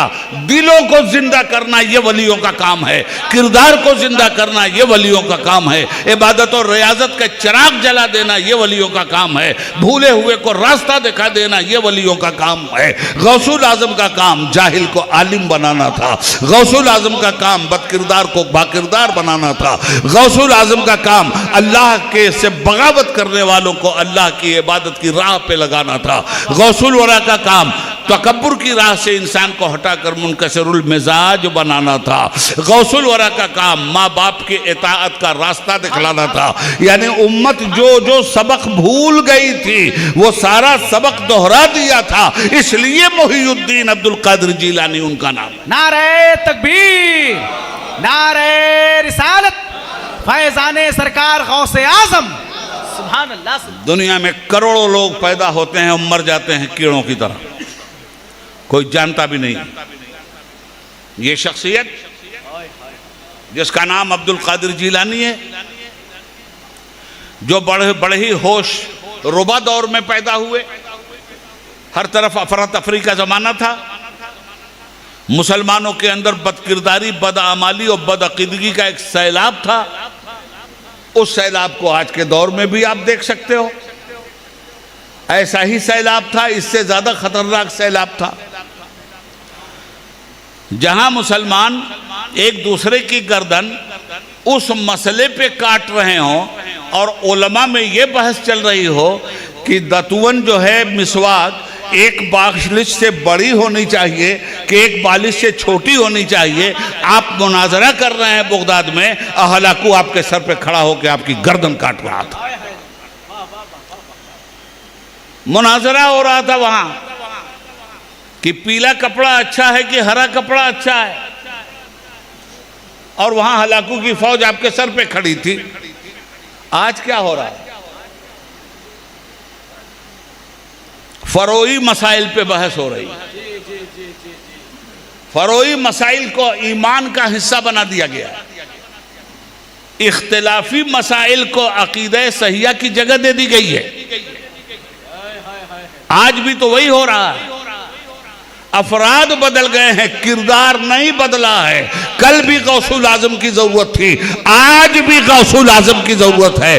कल उनके जमाने में भी दीन मर रहा था, आज हमारे जमाने में भी दीन मर रहा है। हाँ, कल उनके जमाने में भी दीन के जानकार दीन को मिटा रहे थे, और आज हमारे जमाने में भी दीन के जानकार ही दीन मिटा रहे हैं। मिल्लत क्या करेगी जी? खुदा बंदा ये तेरे सादा दिल बंदे किधर जाएं कि दरवेशी भी अय्यारी है, सुल्तानी भी अय्यारी। इस कौम का क्या कसूर है? इत्तेहाद कर लो, इत्तेहाद। अरे पहले आपस में तो इत्तेहाद कर लो। जो लोग इत्तेहाद का नारा दे रहे हैं वो इख्तिलाफ के बीज भी बो रहे हैं, और नारा है इत्तेहाद कर लो, इत्तेहाद। क्यों झूठ बोल रहे हो यार?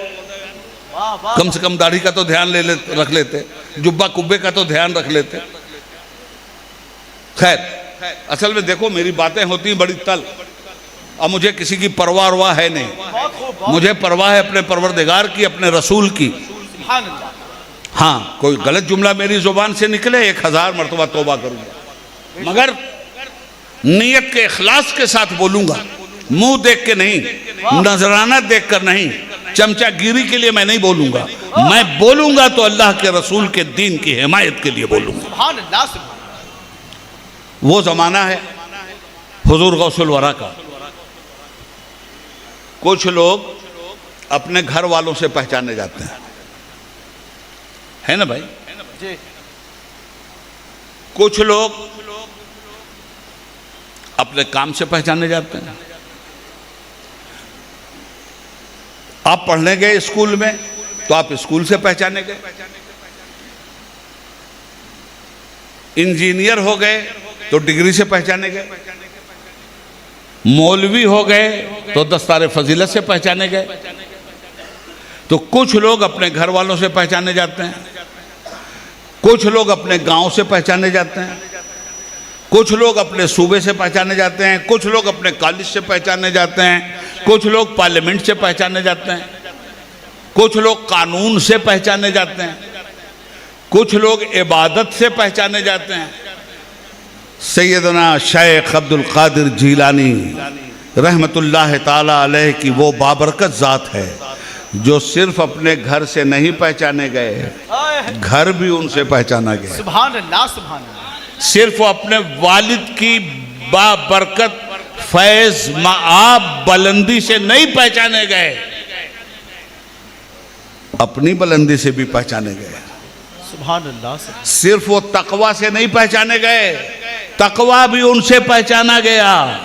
सिर्फ वो सजदे से नहीं पहचाने गए, सजदे की अहमियत भी उनसे पहचानी गई। सिर्फ वो हिल्लत व हुर्मत से नहीं पहचाने गए, हिल्लत व हुर्मत का फलसफा भी उनसे पहचाना गया।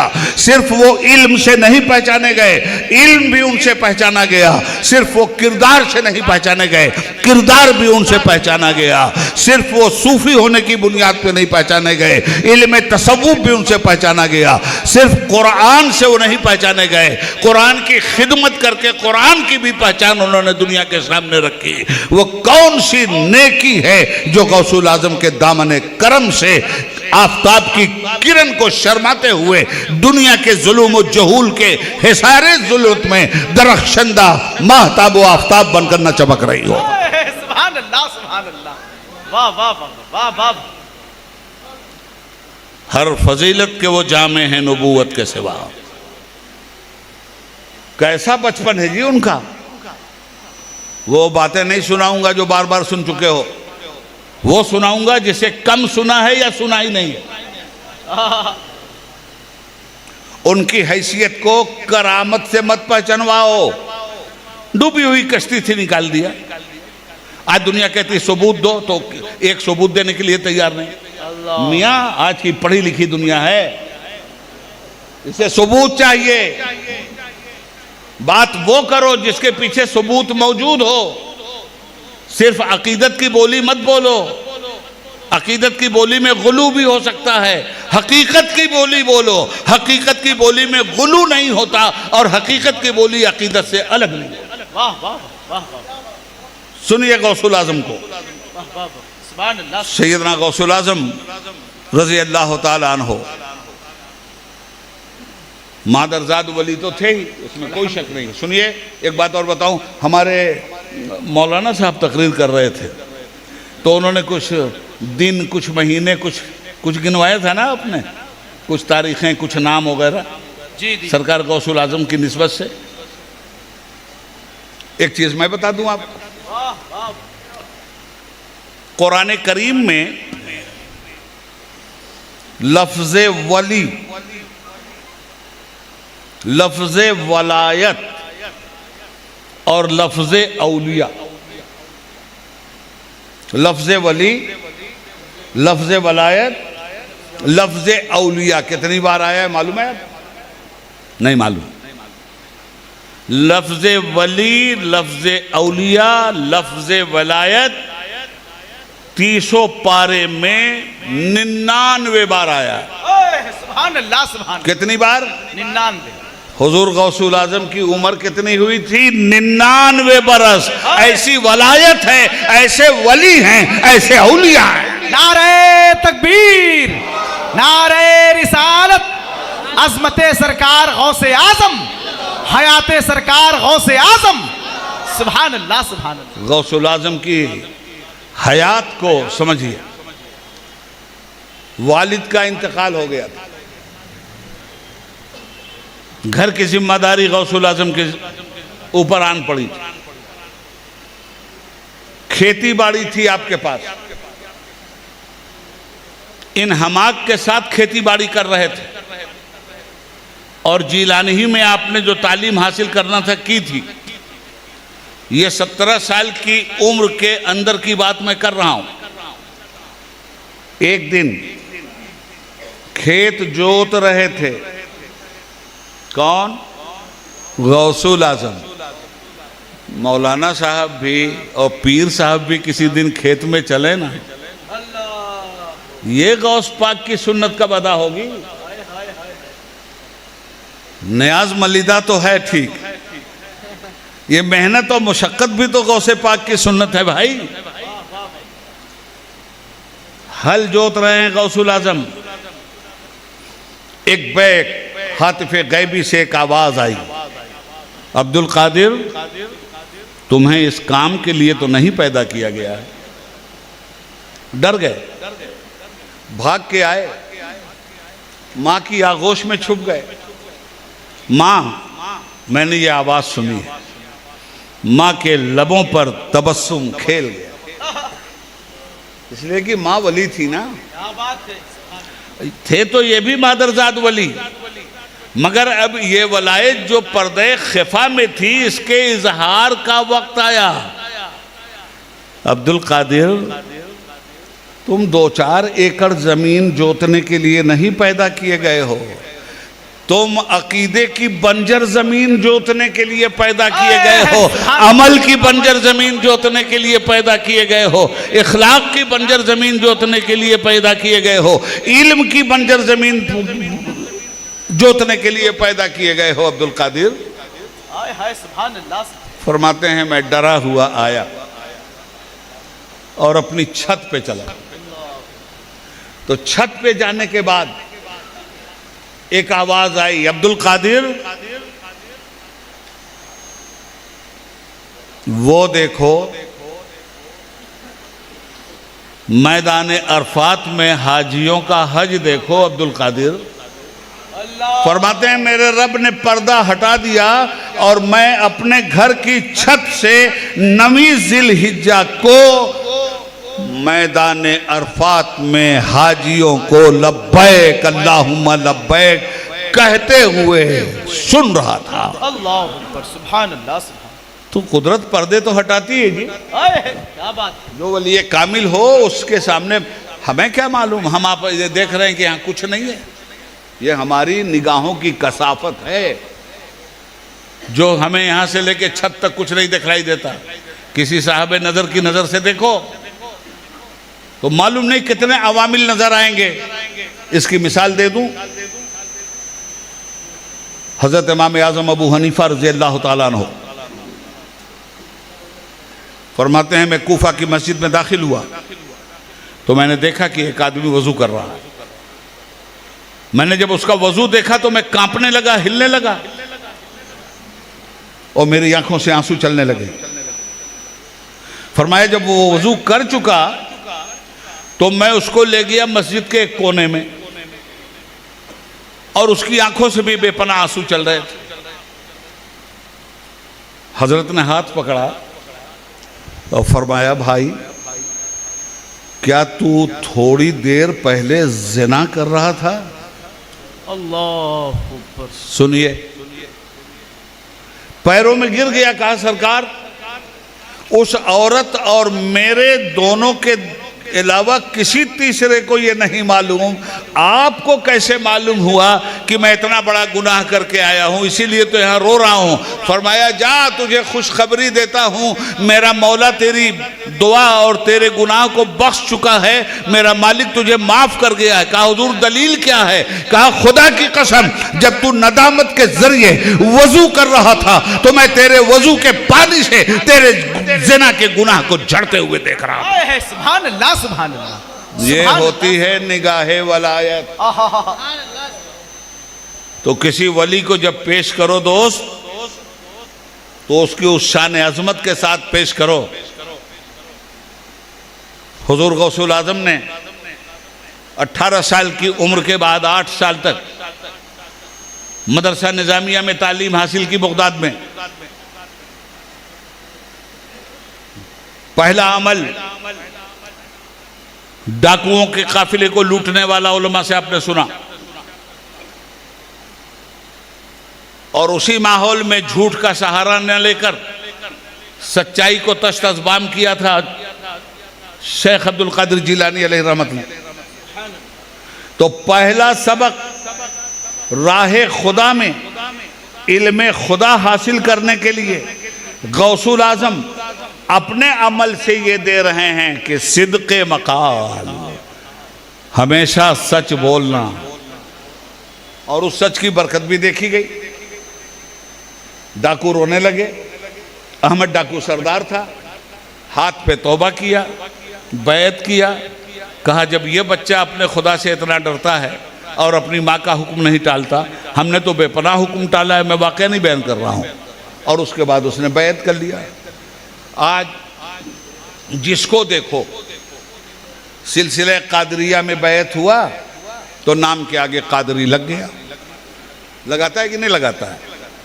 सिलसिले चिश्तिया में आया, नाम के आगे चिश्ती लग गया। हसन मियाँ, ये जितने कादरी हैं बड़े बड़े वली कादरी हुए हैं, मगर इन तमाम कादरियों से मैं कहना चाहता हूं तुम पहले कादरी नहीं हो। पहला कादरू वो अहमद डाकू था जिससे डकैती से तौबा करवा के गौसुल आजम ने कादरी होने का सर्टिफिकेट दिया। सुभान अल्लाह, सुभान अल्लाह, सुभान अल्लाह, सुभान। वहां से चले हैं कादरी। क्या बात है, क्या बात है। शान ही यही थी, रहजन को रहबर बना देना। जब आदमी अपने अमल की बुनियाद पर इखलास की गारंटी हासिल कर लेता है तो फिर अल्लाह ताला तो कहता है कि मेरा बंदा नवाफिल के जरिए जब मेरा कुर्ब हासिल कर लेता है तो अपने बंदे का मैं हाथ बन जाता हूँ, सुभान अल्लाह, सुभान। जिससे वो पकड़ता है। अपने बंदे की जुबान बन जाता हूँ जिससे वो बोलता है। अपने बंदे का पैर बन जाता हूँ जिससे वो चलता है। अपने बंदे का कान बन जाता हूँ जिससे वो सुनता है। अपने बंदे की निगाह बन जाता हूँ जिससे वो देखता है। क्या मतलब? अब ये जितनी निगाह को और हाथ को पैर को ताकत दी गई थी, अब इतनी ही ताकत नहीं रह गई। अब एक अतिया रब्बानी की ऐसी ताकत आ गई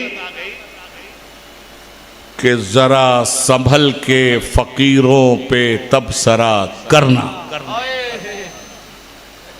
जरा संभल के फकीरों पे तबसरा करना। ये लोग पानी भी सूखी नदी से लेते हैं। जरा संभल के फकीरों पे तबसरा करना। ये लोग पानी भी सूखी नदी से लेते हैं। सूखी नदी से लेते हैं। सरकार गौसुल आजम तालीम हासिल करने के बाद 40 साल की उम्र तक मुजाहिदे से भी गुजरे और जो नुमाया काम करके उन्होंने दिया। फरमाया गया कि जो आदमी किसी मुर्दा सुन्नत को जिंदा कर दे उसे शहीदों की सफ में खड़ा किया जाए। मुर्दा सुन्नत को जिंदा करने का क्या मतलब? रसूल पाक के जरिए जो सुन्नतें साबित हैं उनमें कुछ सुन्नतें अगर हमारे अमल से बाहर निकल गई हैं, गोया हमने उन्हें मुर्दा कर दिया है। उन्हीं सुन्नतों को अपने अमल में जारी कर देने का नाम जिंदा करना है। सुभान अल्लाह, सुभान। ये जिंदगी गौसुल आजम ने दी है। माशाअल्लाह। इल्म वर्षे आदम है। तो इल्म हासिल किया उन्होंने और जब वो पढ़ाने के लिए बैठे हैं तो इल्म हासिल करके निकले नहीं थे। अजमी अरबी थे नहीं, ईरानी थे, अरबीयुन नस्ल नहीं थे। खानदान जरूर उधर से आया था। अब जब पढ़ चुके, पढ़ने के जमाने का एक वाकया सुना दूं जी जी, और मैं बिला दलील बात नहीं करूंगा। वाह वाह वाह, माशाअल्लाह। पढ़ने का जमाना है हज़रत। एक दिन पढ़ के निकले तो देखा एक बड़ी भी बूढ़ी माँ एक दरख्त को पकड़ के हिटक हिटक के रो रही। तो गौसुल आजम ने कहा, जमाल कायदे से सुन लो, ए टेलीफोन इधर सुनो, वो बंद करो। देखा कि रो रही है वो। तो हुजूर गौस पाक की उम्र ही क्या थी, 18-19 साल की उम्र। करीब गए और जाके कहा, माँ क्यों बिलक बिलक के रो रही है? यहाँ से भी फितरत है, कि किसी के आंसू देखो तो जाके मदद कर देना। क्या बात है, सुभान अल्लाह सुभान। क्यों रो रही हो? अरे कहा तुझे अटखेलियां सूझी है, हम बेजार बैठे हैं। जा बच्चे जा, तुझे इससे क्या मतलब? मेरे आंसुओं की हैसियत तू नहीं जानता।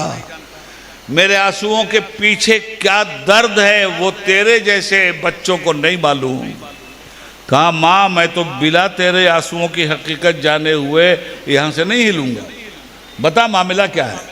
कहा अच्छा बताओ तुम्हारा नाम क्या? कहा मुझे अब्दुल कादिर जीलानी कहते हैं। कहा लो तो फिर सुनाती हूँ, तुम इसी मदरसे में न पढ़ते हो? कहा हाँ। कहा मैंने एक मन्नत मानी थी अल्लाह से, या अल्लाह मेरे बेटे को बेटा दे दे, मैं एक पोता अपनी गोद में रख के खिलाऊं, और जब मेरी मन्नत पूरी हो जाएगी या अल्लाह तू मुझे पोता दे देगा तो मैं तेरी नजर मानती हूं, मन्नत मानती हूं कि 5 हाथ का बकरा तेरे नाम पर नजर में कुर्बान करके इसाले सवाब करूंगी, बंदों को खिलाऊंगी। अल्लाह अल्लाह। अब्दुल कादिर क्या बताऊं तुम्हें, अल्लाह ने मुझे पोता दे दिया। अब मैं चली अपनी मन्नत पूरी करवाने।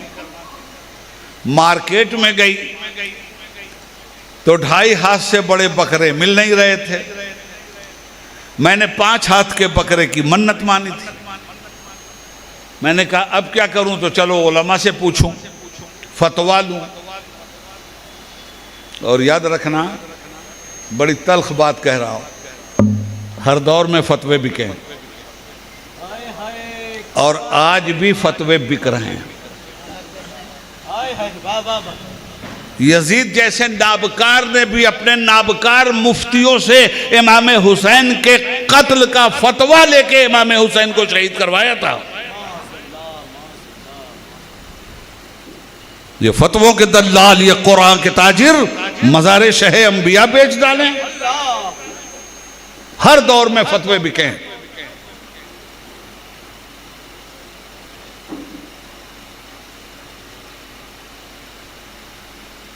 बादशाहों की तलवारें और नाम नेहाद मुफ्तियों के फतवे हर दौर में उम्मत की गर्दन काटते रहे। कहने लगी गई थी मैं तुम्हारे मुफ्तियों के पास, उन्होंने तो इतनी मुझ पर लानत मलामत किया कि ऐसी मन्नत मानी ही तूने क्यों? जा तेरा ठिकाना जहन्नम है। मन्नत कैसे उतारेगी तू? तो अब बताओ बेटा मैं कहां जाऊं, क्या करूं? तो गौस पाक मुस्कुराए, फरमाया मां इतनी मामूली सी बात के लिए तो मेरे जैसे इस्लाम के तालिब इल्म से पूछ लेना चाहिए था। इतने बड़े बड़े लोगों के पास क्यों गई जिनका इल्म तुझे सहारा ही नहीं दे सका? क्यों मांगा तूने, क्यों मन्नत मानी तूने 5 हाथ के बकरे की? कहा अब्दुल कादिर जब जब जाती हूं मंडी में कहती हूं 5 हाथ का बकरा चाहिए, मैंने मन्नत मानी है, तो बकरों के ताजिर हंस के मेरा मजाक उड़ाते हैं, बकरा लेने आई हो कि ऊंट खरीदने आई हो? आपने फरमाया फिक्र मत कर, तेरी ये मन्नत उतरेगी। कहा अब्दुल कादिर कैसे उतरेगी? कहा मां मुझे अपने घर ले चलना। घर तशरीफ लाए। कहा कितने बकरे हैं तेरे पास? कहा ये बाड़ा है पूरा। कहा सबसे बड़ा बकरा तेरा? कहा 2.5 हाथ से बड़ा कोई बकरा ही नहीं है मंडी में। तो कहा अच्छा 5 हाथ के बकरे की मन्नत तूने मानी है ना बच्चे के लिए? कहा हाँ। कहा जरा उस बचवा को भी तो ला। अब इतना बड़ा बच्चा भी सामने लाया गया। कहा वो 2.5 हाथ वाला बकरा लेके आ, वो भी आया और गौस पाक ने फरमाया नाप इसको। उसी बच्चे के हाथ से नाप। अरे 5 हाथ के बकरे ही की नाप। क्या बात है, क्या बात। नापना। हाथ छोटा पड़ गया, बकरा बड़ा हो गया। कहा जा अल्लाह के नाम पर बंदों को खिला दे। नारे तकबीर, नारे रिसालत, इल्मे गौसे आजम। सुभान अल्लाह, सुभान अल्लाह। किताबों के हवाले से इतना नोट करके लाया था, इसलिए कि जब से मुझे करुणा हुआ उसके बाद से बड़ा बड़ा भुलक्कड़ हो गया। आज गियास ने कहा भैया मैं भी भुलक्कड़ हो गया। मैंने कहा देते तुम होते हम, तू तारा अल्लाह का। मगर अल्लाह का करम है कि इसको देखने की जरूरत अभी तक नहीं पड़ी है। तो अर्ज ये करना चाहता हूं, खत्म करें आखिरी बात सुनिए, अर्ज ये करना चाहता हूं कि हुजूर गौसुल वरा किस चीज से पहचाने गए? इल्म से, इल्म दीन से। और एक बात और सुनो, जो आलिमे दीन नहीं होगा वो वली हो ही नहीं सकता, और जो वली होगा वो आलिमे दीन जरूर होगा।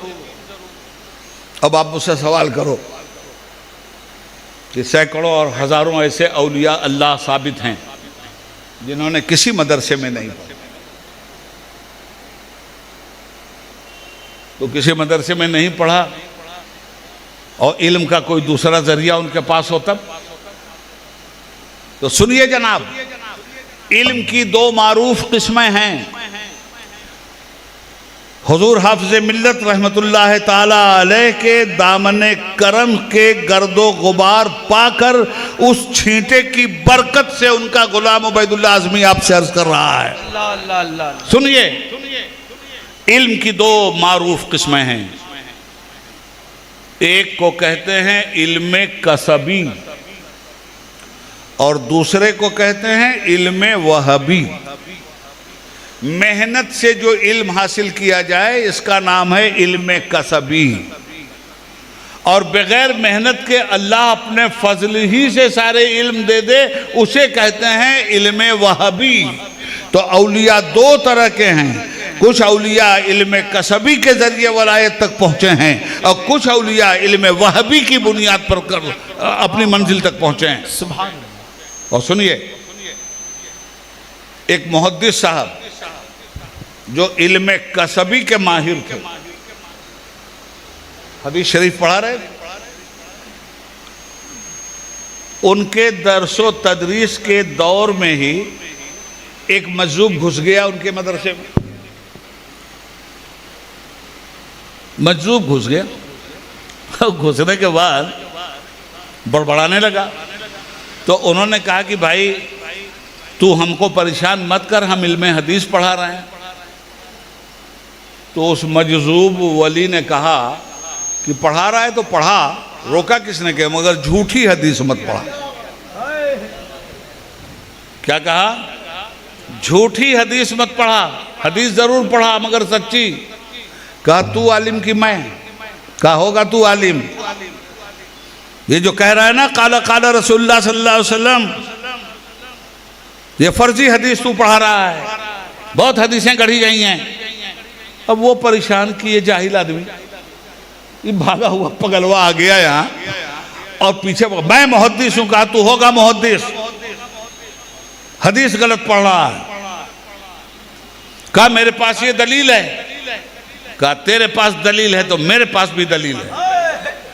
कहा मैं किताब देख के बता रहा हूं कि यह हदीस है। कहा मैं साहबे किताब को देख के बता रहा हूं कि यह हदीस नहीं है, देख जरा तुझे भी दिखा देता हूं। दिखाया, रसूल पाक सल्लल्लाहु अलैहि वसल्लम सामने थे और हुजूर के चेहरे पे गर्दो मलाल था, गम था इस बात का कि मेरे नाम से वो बात क्यों मंसूब करके पढ़ाई जा रही है जो मैंने नहीं कहा है। अल्लाह, यह है अल्लाह वालों का मामला भाई।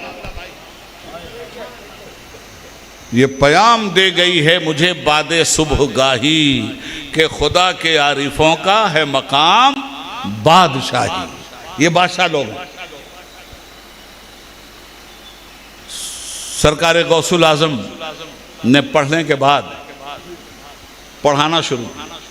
ये जो लोग भी बगदाद शरीफ गए हैं और जहाँ सरकार की खानकाह है और मदरसा कादरिया आज भी है, ये हजरत का कायम किया हुआ है। मगर बादशाह वक्त से आपने कभी चंदा नहीं लिया। चंदा लिया उन मुसलमान ताजिरों और अकीदतमंदों से जिनकी मेहनत और मशक्क़त की कमाई की खुशबू उनके पसीने से आ रही थी। और यूनिवर्सिटी बनाई, उस इलाके का नाम बाबू शेख बन गया, पड़ गया। पढ़ाने के लिए बैठे, धीरे धीरे शोहरत बढ़ती गई। और जहां से पढ़ा था वो कोई मामूली मदरसा नहीं था। हुकूमत सल्जूकिया के वजीर आजम निजामुल मुल्क तूसी, ये जो मशहद है ना, इमाम रज़ा अलैहिस्सलाम का मज़ार जहाँ है, वो उस इलाके का नाम तूस है। तो निजामुल मुल्क तूसी था, उसको शौक़ हुआ मदारिस बनवाने का। वो मदरसा बनाता रहा और जगह जगह फैलाता रहा। और जिस मदरसे में पढ़ा है आपने, उसके वाइस चांसलर और प्रिंसिपल मामूली नहीं होते थे। इब्न जौजी थे उसके वाइस चांसलर, इमाम गजाली थे उसके वाइस चांसलर। ये वो बड़ी बड़ी हस्तियां थीं। इमाम हरम इमामुल जुवैनी थे उसके वाइस चांसलर। गौसुल आज़म ने जो अपने मदरसे को ऊपर उठाया है, तो आप जानते हो मेरे अशरफिया मुबारकपुर में अल्लाह के करम से जब मेरे हाफिज मिल्लत बैठे थे तो 10, 12, 14 उनके शागिर्द थे। जब बढ़ता गया और शागिर्द बढ़ते गए बढ़ते गए बढ़ते गए, आज उनके फैज़ान करम से उनके इल्म व अमल के उस तनावर दरख्त की वो शाखें फूटी कि अभी 15 दिसंबर को उर्स हाफिज मिल्लत हुआ है, जिसमें उनके खादिम उबैदुल्लाह आज़मी की आखिरी तकरीर जैसा कि वहाँ मामूल होता है, और फिर उसके बाद दस्तारबंदी। 556 आलिम, हाफिज, कारी, मुफ्ती, 556 लोगों को दस्तार फजीलत से नवाजा गया। और याद रखिएगा, मिसबाही सिर्फ सनद याफ्ता नहीं होता, प्लस तालीम याफ्ता भी होता। एक मौलाना जीशान मिसबाही हजरत के मदरसे में पढ़ाते हैं, इतने बड़े हैं, मगर जितना ऊपर है इल्म के एतबार से वो आदमी, उतना ही अंदर भी है इल्म के एतबार से। अच्छे अच्छे की बोलती बंद करके रखी है उसने। तो अल्लाह की शान है, अल्लाह जिसे दे। और बहस कीजिए तो इल्म की बुनियाद पे कीजिए, जहालत की बुनियाद पे मत कीजिए। इसलिए कि अहलुल्लाह की पहचान यह है कि वह इबादुर रहमान लज़ीना यमशूना अलल अर्द हौना व इज़ा ख़ातबहुमुल जाहिलूना क़ालू सलामा।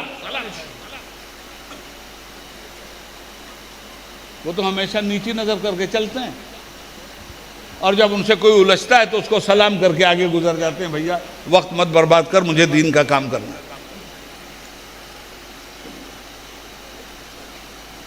तो हजरात, सरकार गौसुल आज़म ने जब पढ़ाना शुरू किया, हुजूर गौसुल आज़म के मदरसे में जगह नहीं रह गई, वेटिंग लिस्ट का मामला बहुत बढ़ गया।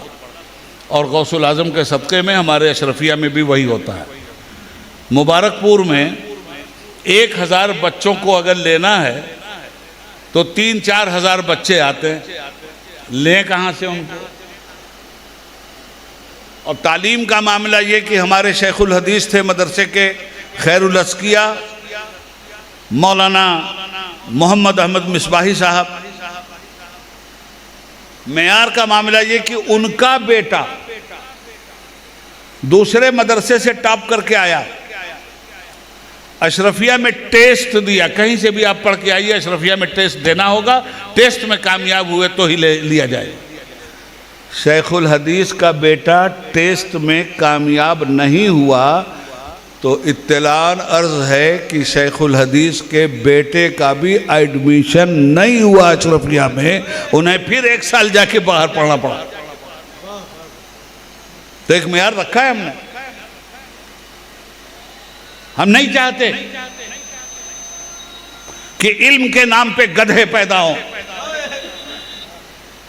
हम चाहते हैं कि इल्म के नाम पर वो शहबाज पैदा हों जो फितरत की सन्नाइयत से गुफ्तगू करते हुए ऐलान करें, मैं कहां रुकता हूं अर्शो फर्श की आवाज से, मुझको जाना है बहुत ऊंचा हदे परवाज से।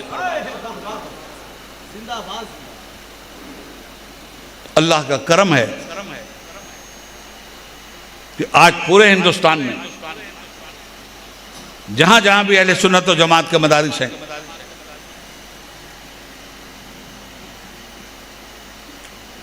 कम जगहें ऐसी रह गई हैं जहां डायरेक्ट हाफिज मिल्लत के शागिर्द मौजूद हों। अब उसके बाद जो सिलसिलतुल ज़हब चला है तो हाफिज मिल्लत के शागिर्दों के शागिर्द वहां मौजूद हैं, उनके शागिर्दों के शागिर्द वहां मौजूद हैं। शाज़ो नाजिर ही कोई मदरसा ऐसा हो जहां मिसबाही ना हो। तो आज दरसो तदरीस का जो आबे हयात रवा दवा है वो उसी अशरफिया जैसे समुंदर की गोद से छलकती हुई सोनामी है जो पूरे कुर्रे अर्ज पर ऐलान कर रही है कि हाफिज मिल्लत की मरकत से ये आवाज आती है, कहां कहां मुझे रोकोगे बंद बांधोगे, मैं चढ़ता दरिया हूं हर समत बहता जाऊं। हजरात मोहतरम, गौसुल वरा दिन भर में 13 सब्जेक्ट पढ़ाते थे। 13 सब्जेक्ट। आज कलेजा बड़े से बड़े आलिम का मुंह पे आ जाएगा। 13 सब्जेक्ट रोज पढ़ाते थे। इल्मुल कुरान एक सब्जेक्ट, इल्मुल तफसीर दूसरा सब्जेक्ट, इल्मुल फ़िक़्ह तीसरा सब्जेक्ट, इल्मुल तारीख, इल्मुल हिसाब, इल्म मंतिक, इल्म फ़लसफ़ा। मुअर्रिख़ीन ने लिखा है कि 13 सब्जेक्ट 13 शोबाए इल्म से सरकार गौसुल आज़म लोगों के दिलो दिमाग में उड़ेलते थे। आज ये बैतुल मुक़द्दस खतरे में है। गौसुल आज़म के ज़माने में भी बैतुल मुक़द्दस हमारे हाथ में नहीं था, मगर गौसुल आज़म के मदरसे और उनकी यूनिवर्सिटी से निकलने वाले तलबा जो निकलते थे तो कुछ तो रजाले इल्म होते थे, जो मुहद्दिस होते थे, मुफस्सिर होते थे, कुछ रजालुल फ़िक़्ह होते थे जो फ़िक़्ह इस्लामी में मुमताज़ और माहिर होते थे, कुछ रजालुल हदीस होते थे जो हदीस में नाबग़ैर रोज़गार होते थे, कुछ रजालुल तफ़सीर होते थे, कुछ रजालुल तसव्वुफ़ होते थे, कुछ रजालुल जिहाद होते थे, कुछ रजालुल तंजीम होते थे। गौसुल आज़म के मदरसे से पढ़े लिखे लोग जिस वक्त सलाहुद्दीन अय्यूबी ने नूरुद्दीन जंगी से पावर हाथ में लेकर सलीबियों से जंग करते हुए बैतुल मुक़द्दस को फतह किया है, तारीख़ इस्लामी ये बताती है कि बैतुल मुक़द्दस को फतह करने में जो जितने सोल्जर और सिपाही थे और जितने अफसर थे उनमें 4000 उलमा वो थे जो गौसुल आज़म के शागिर्द थे।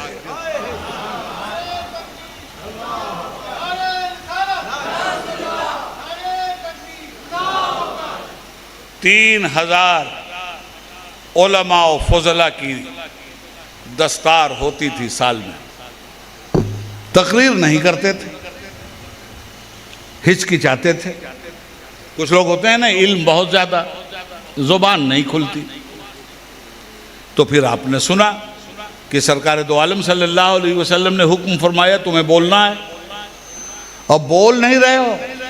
हुजूर कैसे बोलूं, मैं अरबी नहीं हूं, अजमी हूं, बड़ी फसाहत और बलागत की जुबान है, कैसे बोलूं।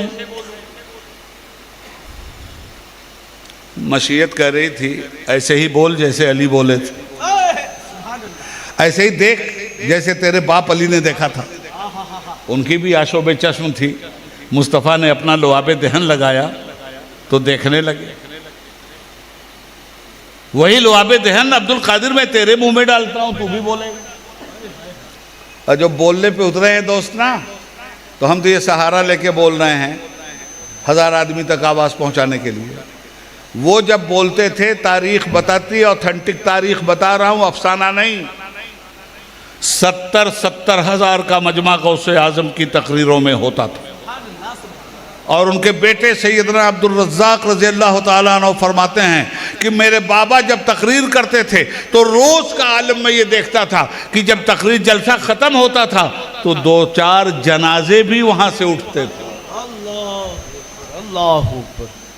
क्या खशियत मौला का जाम पिलाते थे, क्या इश्क़ रसूल का जाम पिलाते थे, क्या जन्नत और जहन्नम के नज़ारे करवाते थे, क्या रज़ा व बीम की हालत से गुजारते थे, किस तरह मौला की बारगाह करम के छींटे देते थे। गौसुल आज़म 70 हज़ार के मजमे को एड्रेस करते थे। ये लाउड स्पीकर नहीं था। और कमाल ये था कि सामने बैठा हुआ जो सुन रहा है जितनी ताकत से, उतनी ही मुअस्सर आवाज़ आखिरी आदमी तक भी पहुंच रही थी। सुभान अल्लाह। अक्ल अय्यार है सौराह बना लेती है, इश्क बेचारा न मुल्ला है न वाइज न हकीम। अल्लाह। इश्क को क्या अगरचे मगरचे। अब जिसको इनकार करना हो तो कहेगा कि यार बकवास करके गए। 70 हज़ार का मजमा, जो सामने बैठा है वो भी सुन रहा है, जो 70 हज़ार वाला वो भी सुन रहा है। इम्पॉसिबल, नामुमकिन। तो तेरे जैसे कुदरत इलाहिया के मुनकिर के लिए तो इम्पॉसिबल हो सकता है, मगर हमारे जैसे अतिया रब्बानी का अकीदा रखने वाले के लिए चे मुश्किल। और तुझे बहुत मुश्किल लग रहा है तो फिर मकाम नहामंद की तारीख पढ़। ये तो गौसुल आज़म सिर्फ 70 हज़ार के मजमे तक सुना रहे हैं, देख रहे हैं। हज़रत उमर तो मिंबर रसूल पे खड़े होकर जुमा के दिन या सारिया अल जबल कह रहे हैं। हज़ारों मील की दूरी पे जंग हो रही है, इस्लामी लश्कर पे हमला करने के लिए दुश्मन फौज पहाड़ के ऊपर चढ़ रही है। उतने में खुतबा देते हुए हज़रत उमर फारूक रज़ी अल्लाह अन्हु फरमाते हैं, या सारिया अल जबल, अरे सारिया पहाड़ की तरफ देख। हाय हाय। सहाबा परेशान थे कि मदीने में खुतबा दे रहे हैं, सारिया 1000 मील की दूरी पे जंग लड़ रहे हैं और सारिया को ये पुकार रहे हैं। तारीख नोट कर ली गई। हज़रत सारिया भी वहाँ से जिहाद में फतह याब होकर के मदीना लौटे। तो उन्होंने पूछा, सारिया ये फला तारीख है, जुमा का वक्त, हज़रत उमर तुम्हें मुखातब करते हैं खुतबे में यका यक, या सारिया तोल जबल, सारिया पहाड़ की तरफ देख। कहने कसम खुदा की, इसी आवाज़ वलायत ने तो हमारी शिकस्त को फतह में तब्दील कर दिया।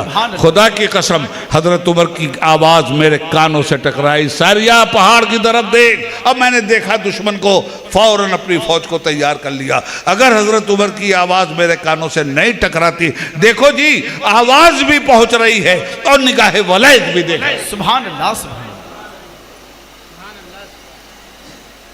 भाई, अब सरकार की चंद वसीयतें, उन्होंने दीन को खूब जिंदा किया। उसके बाद उस दौर के मुसलमानों को खिताब फरमा रहे हैं, ऐ मुसलमानाने बगदाद, तुम्हारे अकीदे मुतज़लज़ल हो गए, तुम्हारे आमाल इस्लाम की गवाही नहीं दे रहे हैं, तुम्हारी बदआमालियाँ इस्लाम के नज़रिए तिहारत को शर्मिंदा कर रही हैं, तुम्हारी दीन से गफलत तुम्हें हलाकत के गड्ढे तक पहुंचा रही है। बहुत दर्द के साथ गौसुल वरा इस तरह की तकरीर फरमाते थे, बहुत दर्द के साथ। हराम से बचाते थे, हलाल की तरगीब देते थे, तिजारत की तरगीब देते थे, सच की तरगीब देते थे, इल्म की तरगीब देते थे। उनकी पूरी ज़िंदगी इल्म से और अमल से और हुस्न अखलाक से इबारत है। सुभान अल्लाह। गुनियतुत तालिबीन सरकार की किताब है, उसमें कुछ लोगों ने अपनी तरफ से भी औल फौल मिला दिए हैं। जी जी जी, सही है। जिसको बड़ा झूम झूम करके लोग बयान करते हैं और बड़ा झूम झूम के लोग वाह वाह वाह वाह वाह वाह वाह वाह चिल्लाते हैं। सही है। जो बात खिलाफे सुन्नत व कुरान कहीं नजर आए और उसे किसी वली की जात से जोड़ा जाए, समझ जाना यह शैतानी वसवसा है। उस वली का इससे कोई मतलब नहीं है, यह कोई दुश्मन वली है जो इसकी किताब में तहरीफ के दरवाजे खोल रहा है। और यह काम हर दौर में हुआ है।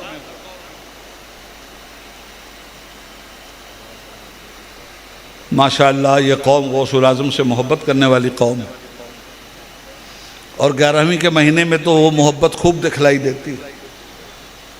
उस मोहब्बत को देखना है तो रोड पे देखो, नहीं छोड़ेंगे गौस का दामन, नारे सुनोगे। रोड पे देखो बकरे कट रहे हैं, पुलाव जर्दा बन रहा है, खाया पिया जा रहा है।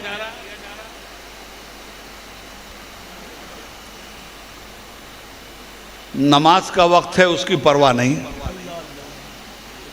जुलूसे गौसिया चल रहा है। नमाज का वक्त है, रोकने के लिए कोई नहीं कह रहा। मैं इल्ला माशाअल्लाह की बात कर रहा हूं। सब हो रहा है कि नहीं हो रहा? गौस पाक का जलसा करेंगे, गौस पाक का नारा लगाएंगे, गौस पाक का नाम लेंगे, गौस का पाक का काम नहीं करेंगे। गौस पाक ने फिरका बंदी की हो तो बताओ, गौस पाक ने चुगलखोरी की हो तो बताओ, गौस पाक झूठ बोले हो तो बताओ, गौस पाक ने किसी का हक मारा हो तो बताओ। हम उनका नाम भी ले रहे हैं और इल्ला माशाअल्लाह ये काम भी कर रहे हैं। इसलिए उनकी उस बात पे अपनी गुफ्तगू खत्म कर रहा हूं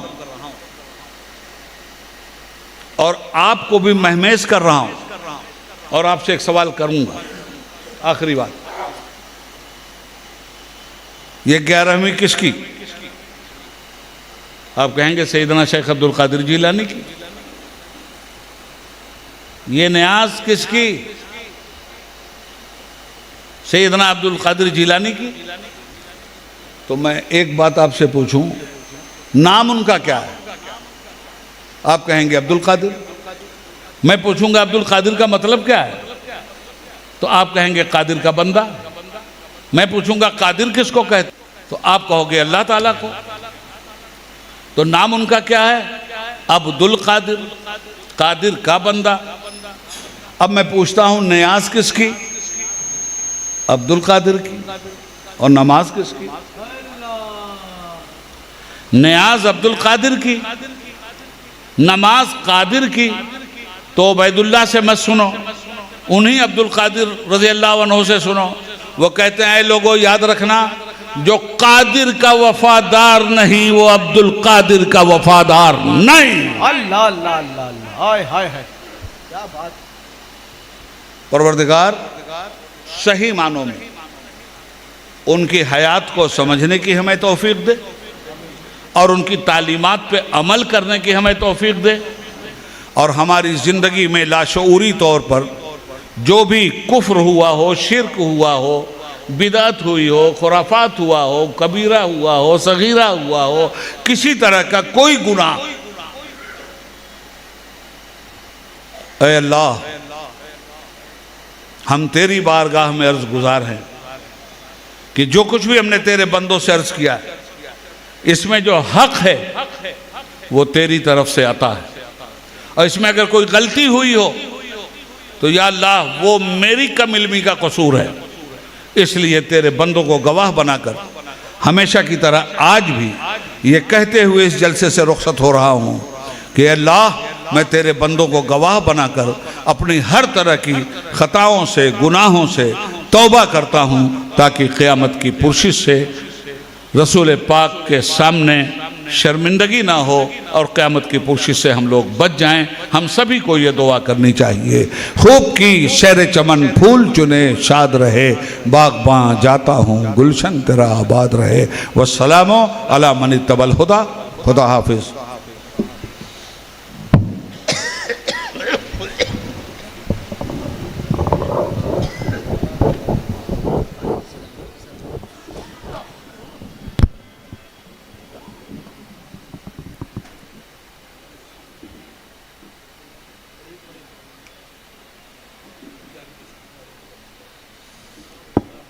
या नबी सलाम अलैका, या रसूल सलाम अलैका, या हबीब सलाम अलैका, सलावतुल्लाह तालल बदरो अलैना मिन सनियातिल वदाई वजब शुक्रो अलैना मादा लिल्लाहि दाई। या नबी सलाम अलैका, या रसूल सलाम अलैका, या हबीब सलाम अलैका, सलावतुल्लाह अंत नूरुल्लाहि फजरन जित्ता बादल उसरी युसरन रब्बुना अला का कदरन या इमामुल अंबिया। या नबी सलाम अलैका, या रसूल सलाम अलैका, या हबीब सलाम अलैका, सलावतुल्लाह। हबीबी या रसूल अल्लाह,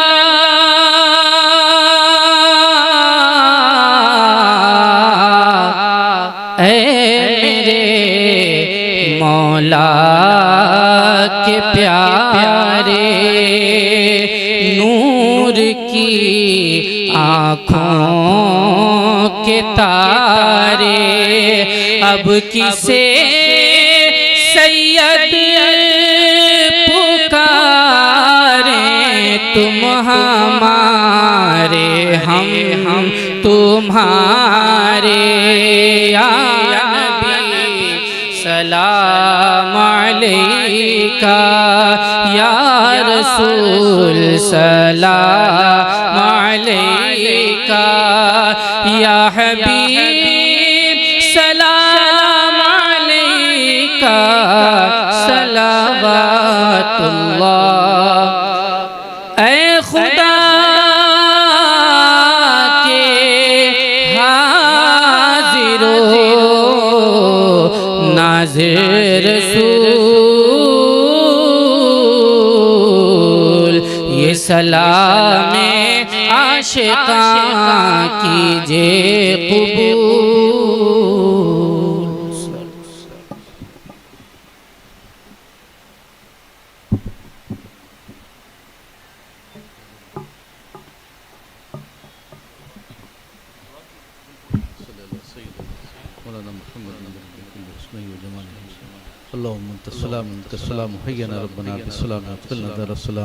तबारक रब्बना व तआलैत या ज़ल जलाल वल इकराम।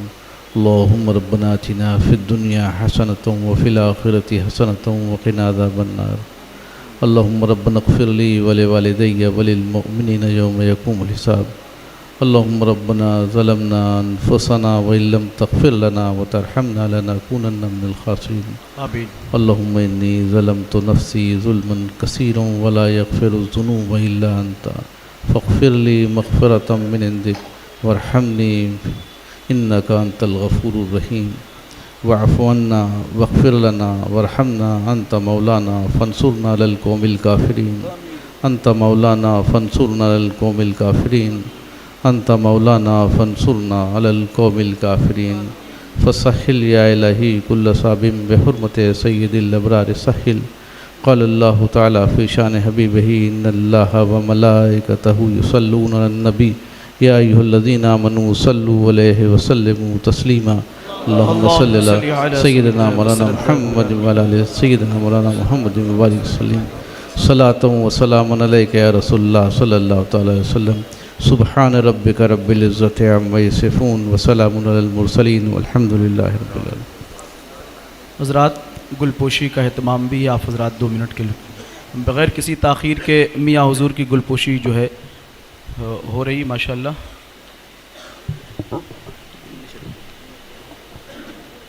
भाई गयासुद्दीन भाई जो है ख़तीबुल हिंद हज़रत अल्लामा वदुल्ला ख़ान आज़मी साहब क़िबला की गुलपोशी फरमाएंगे और जमाल भाई जो है मियाँ हुज़ूर की गुलपोशी माशाअल्लाह।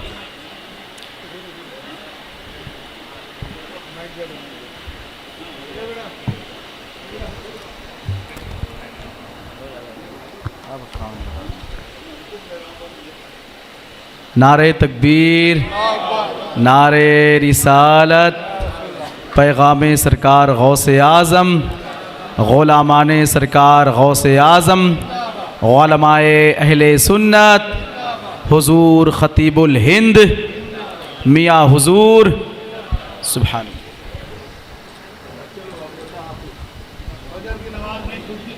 इंशाअल्लाह अज़्ज़ा व जल।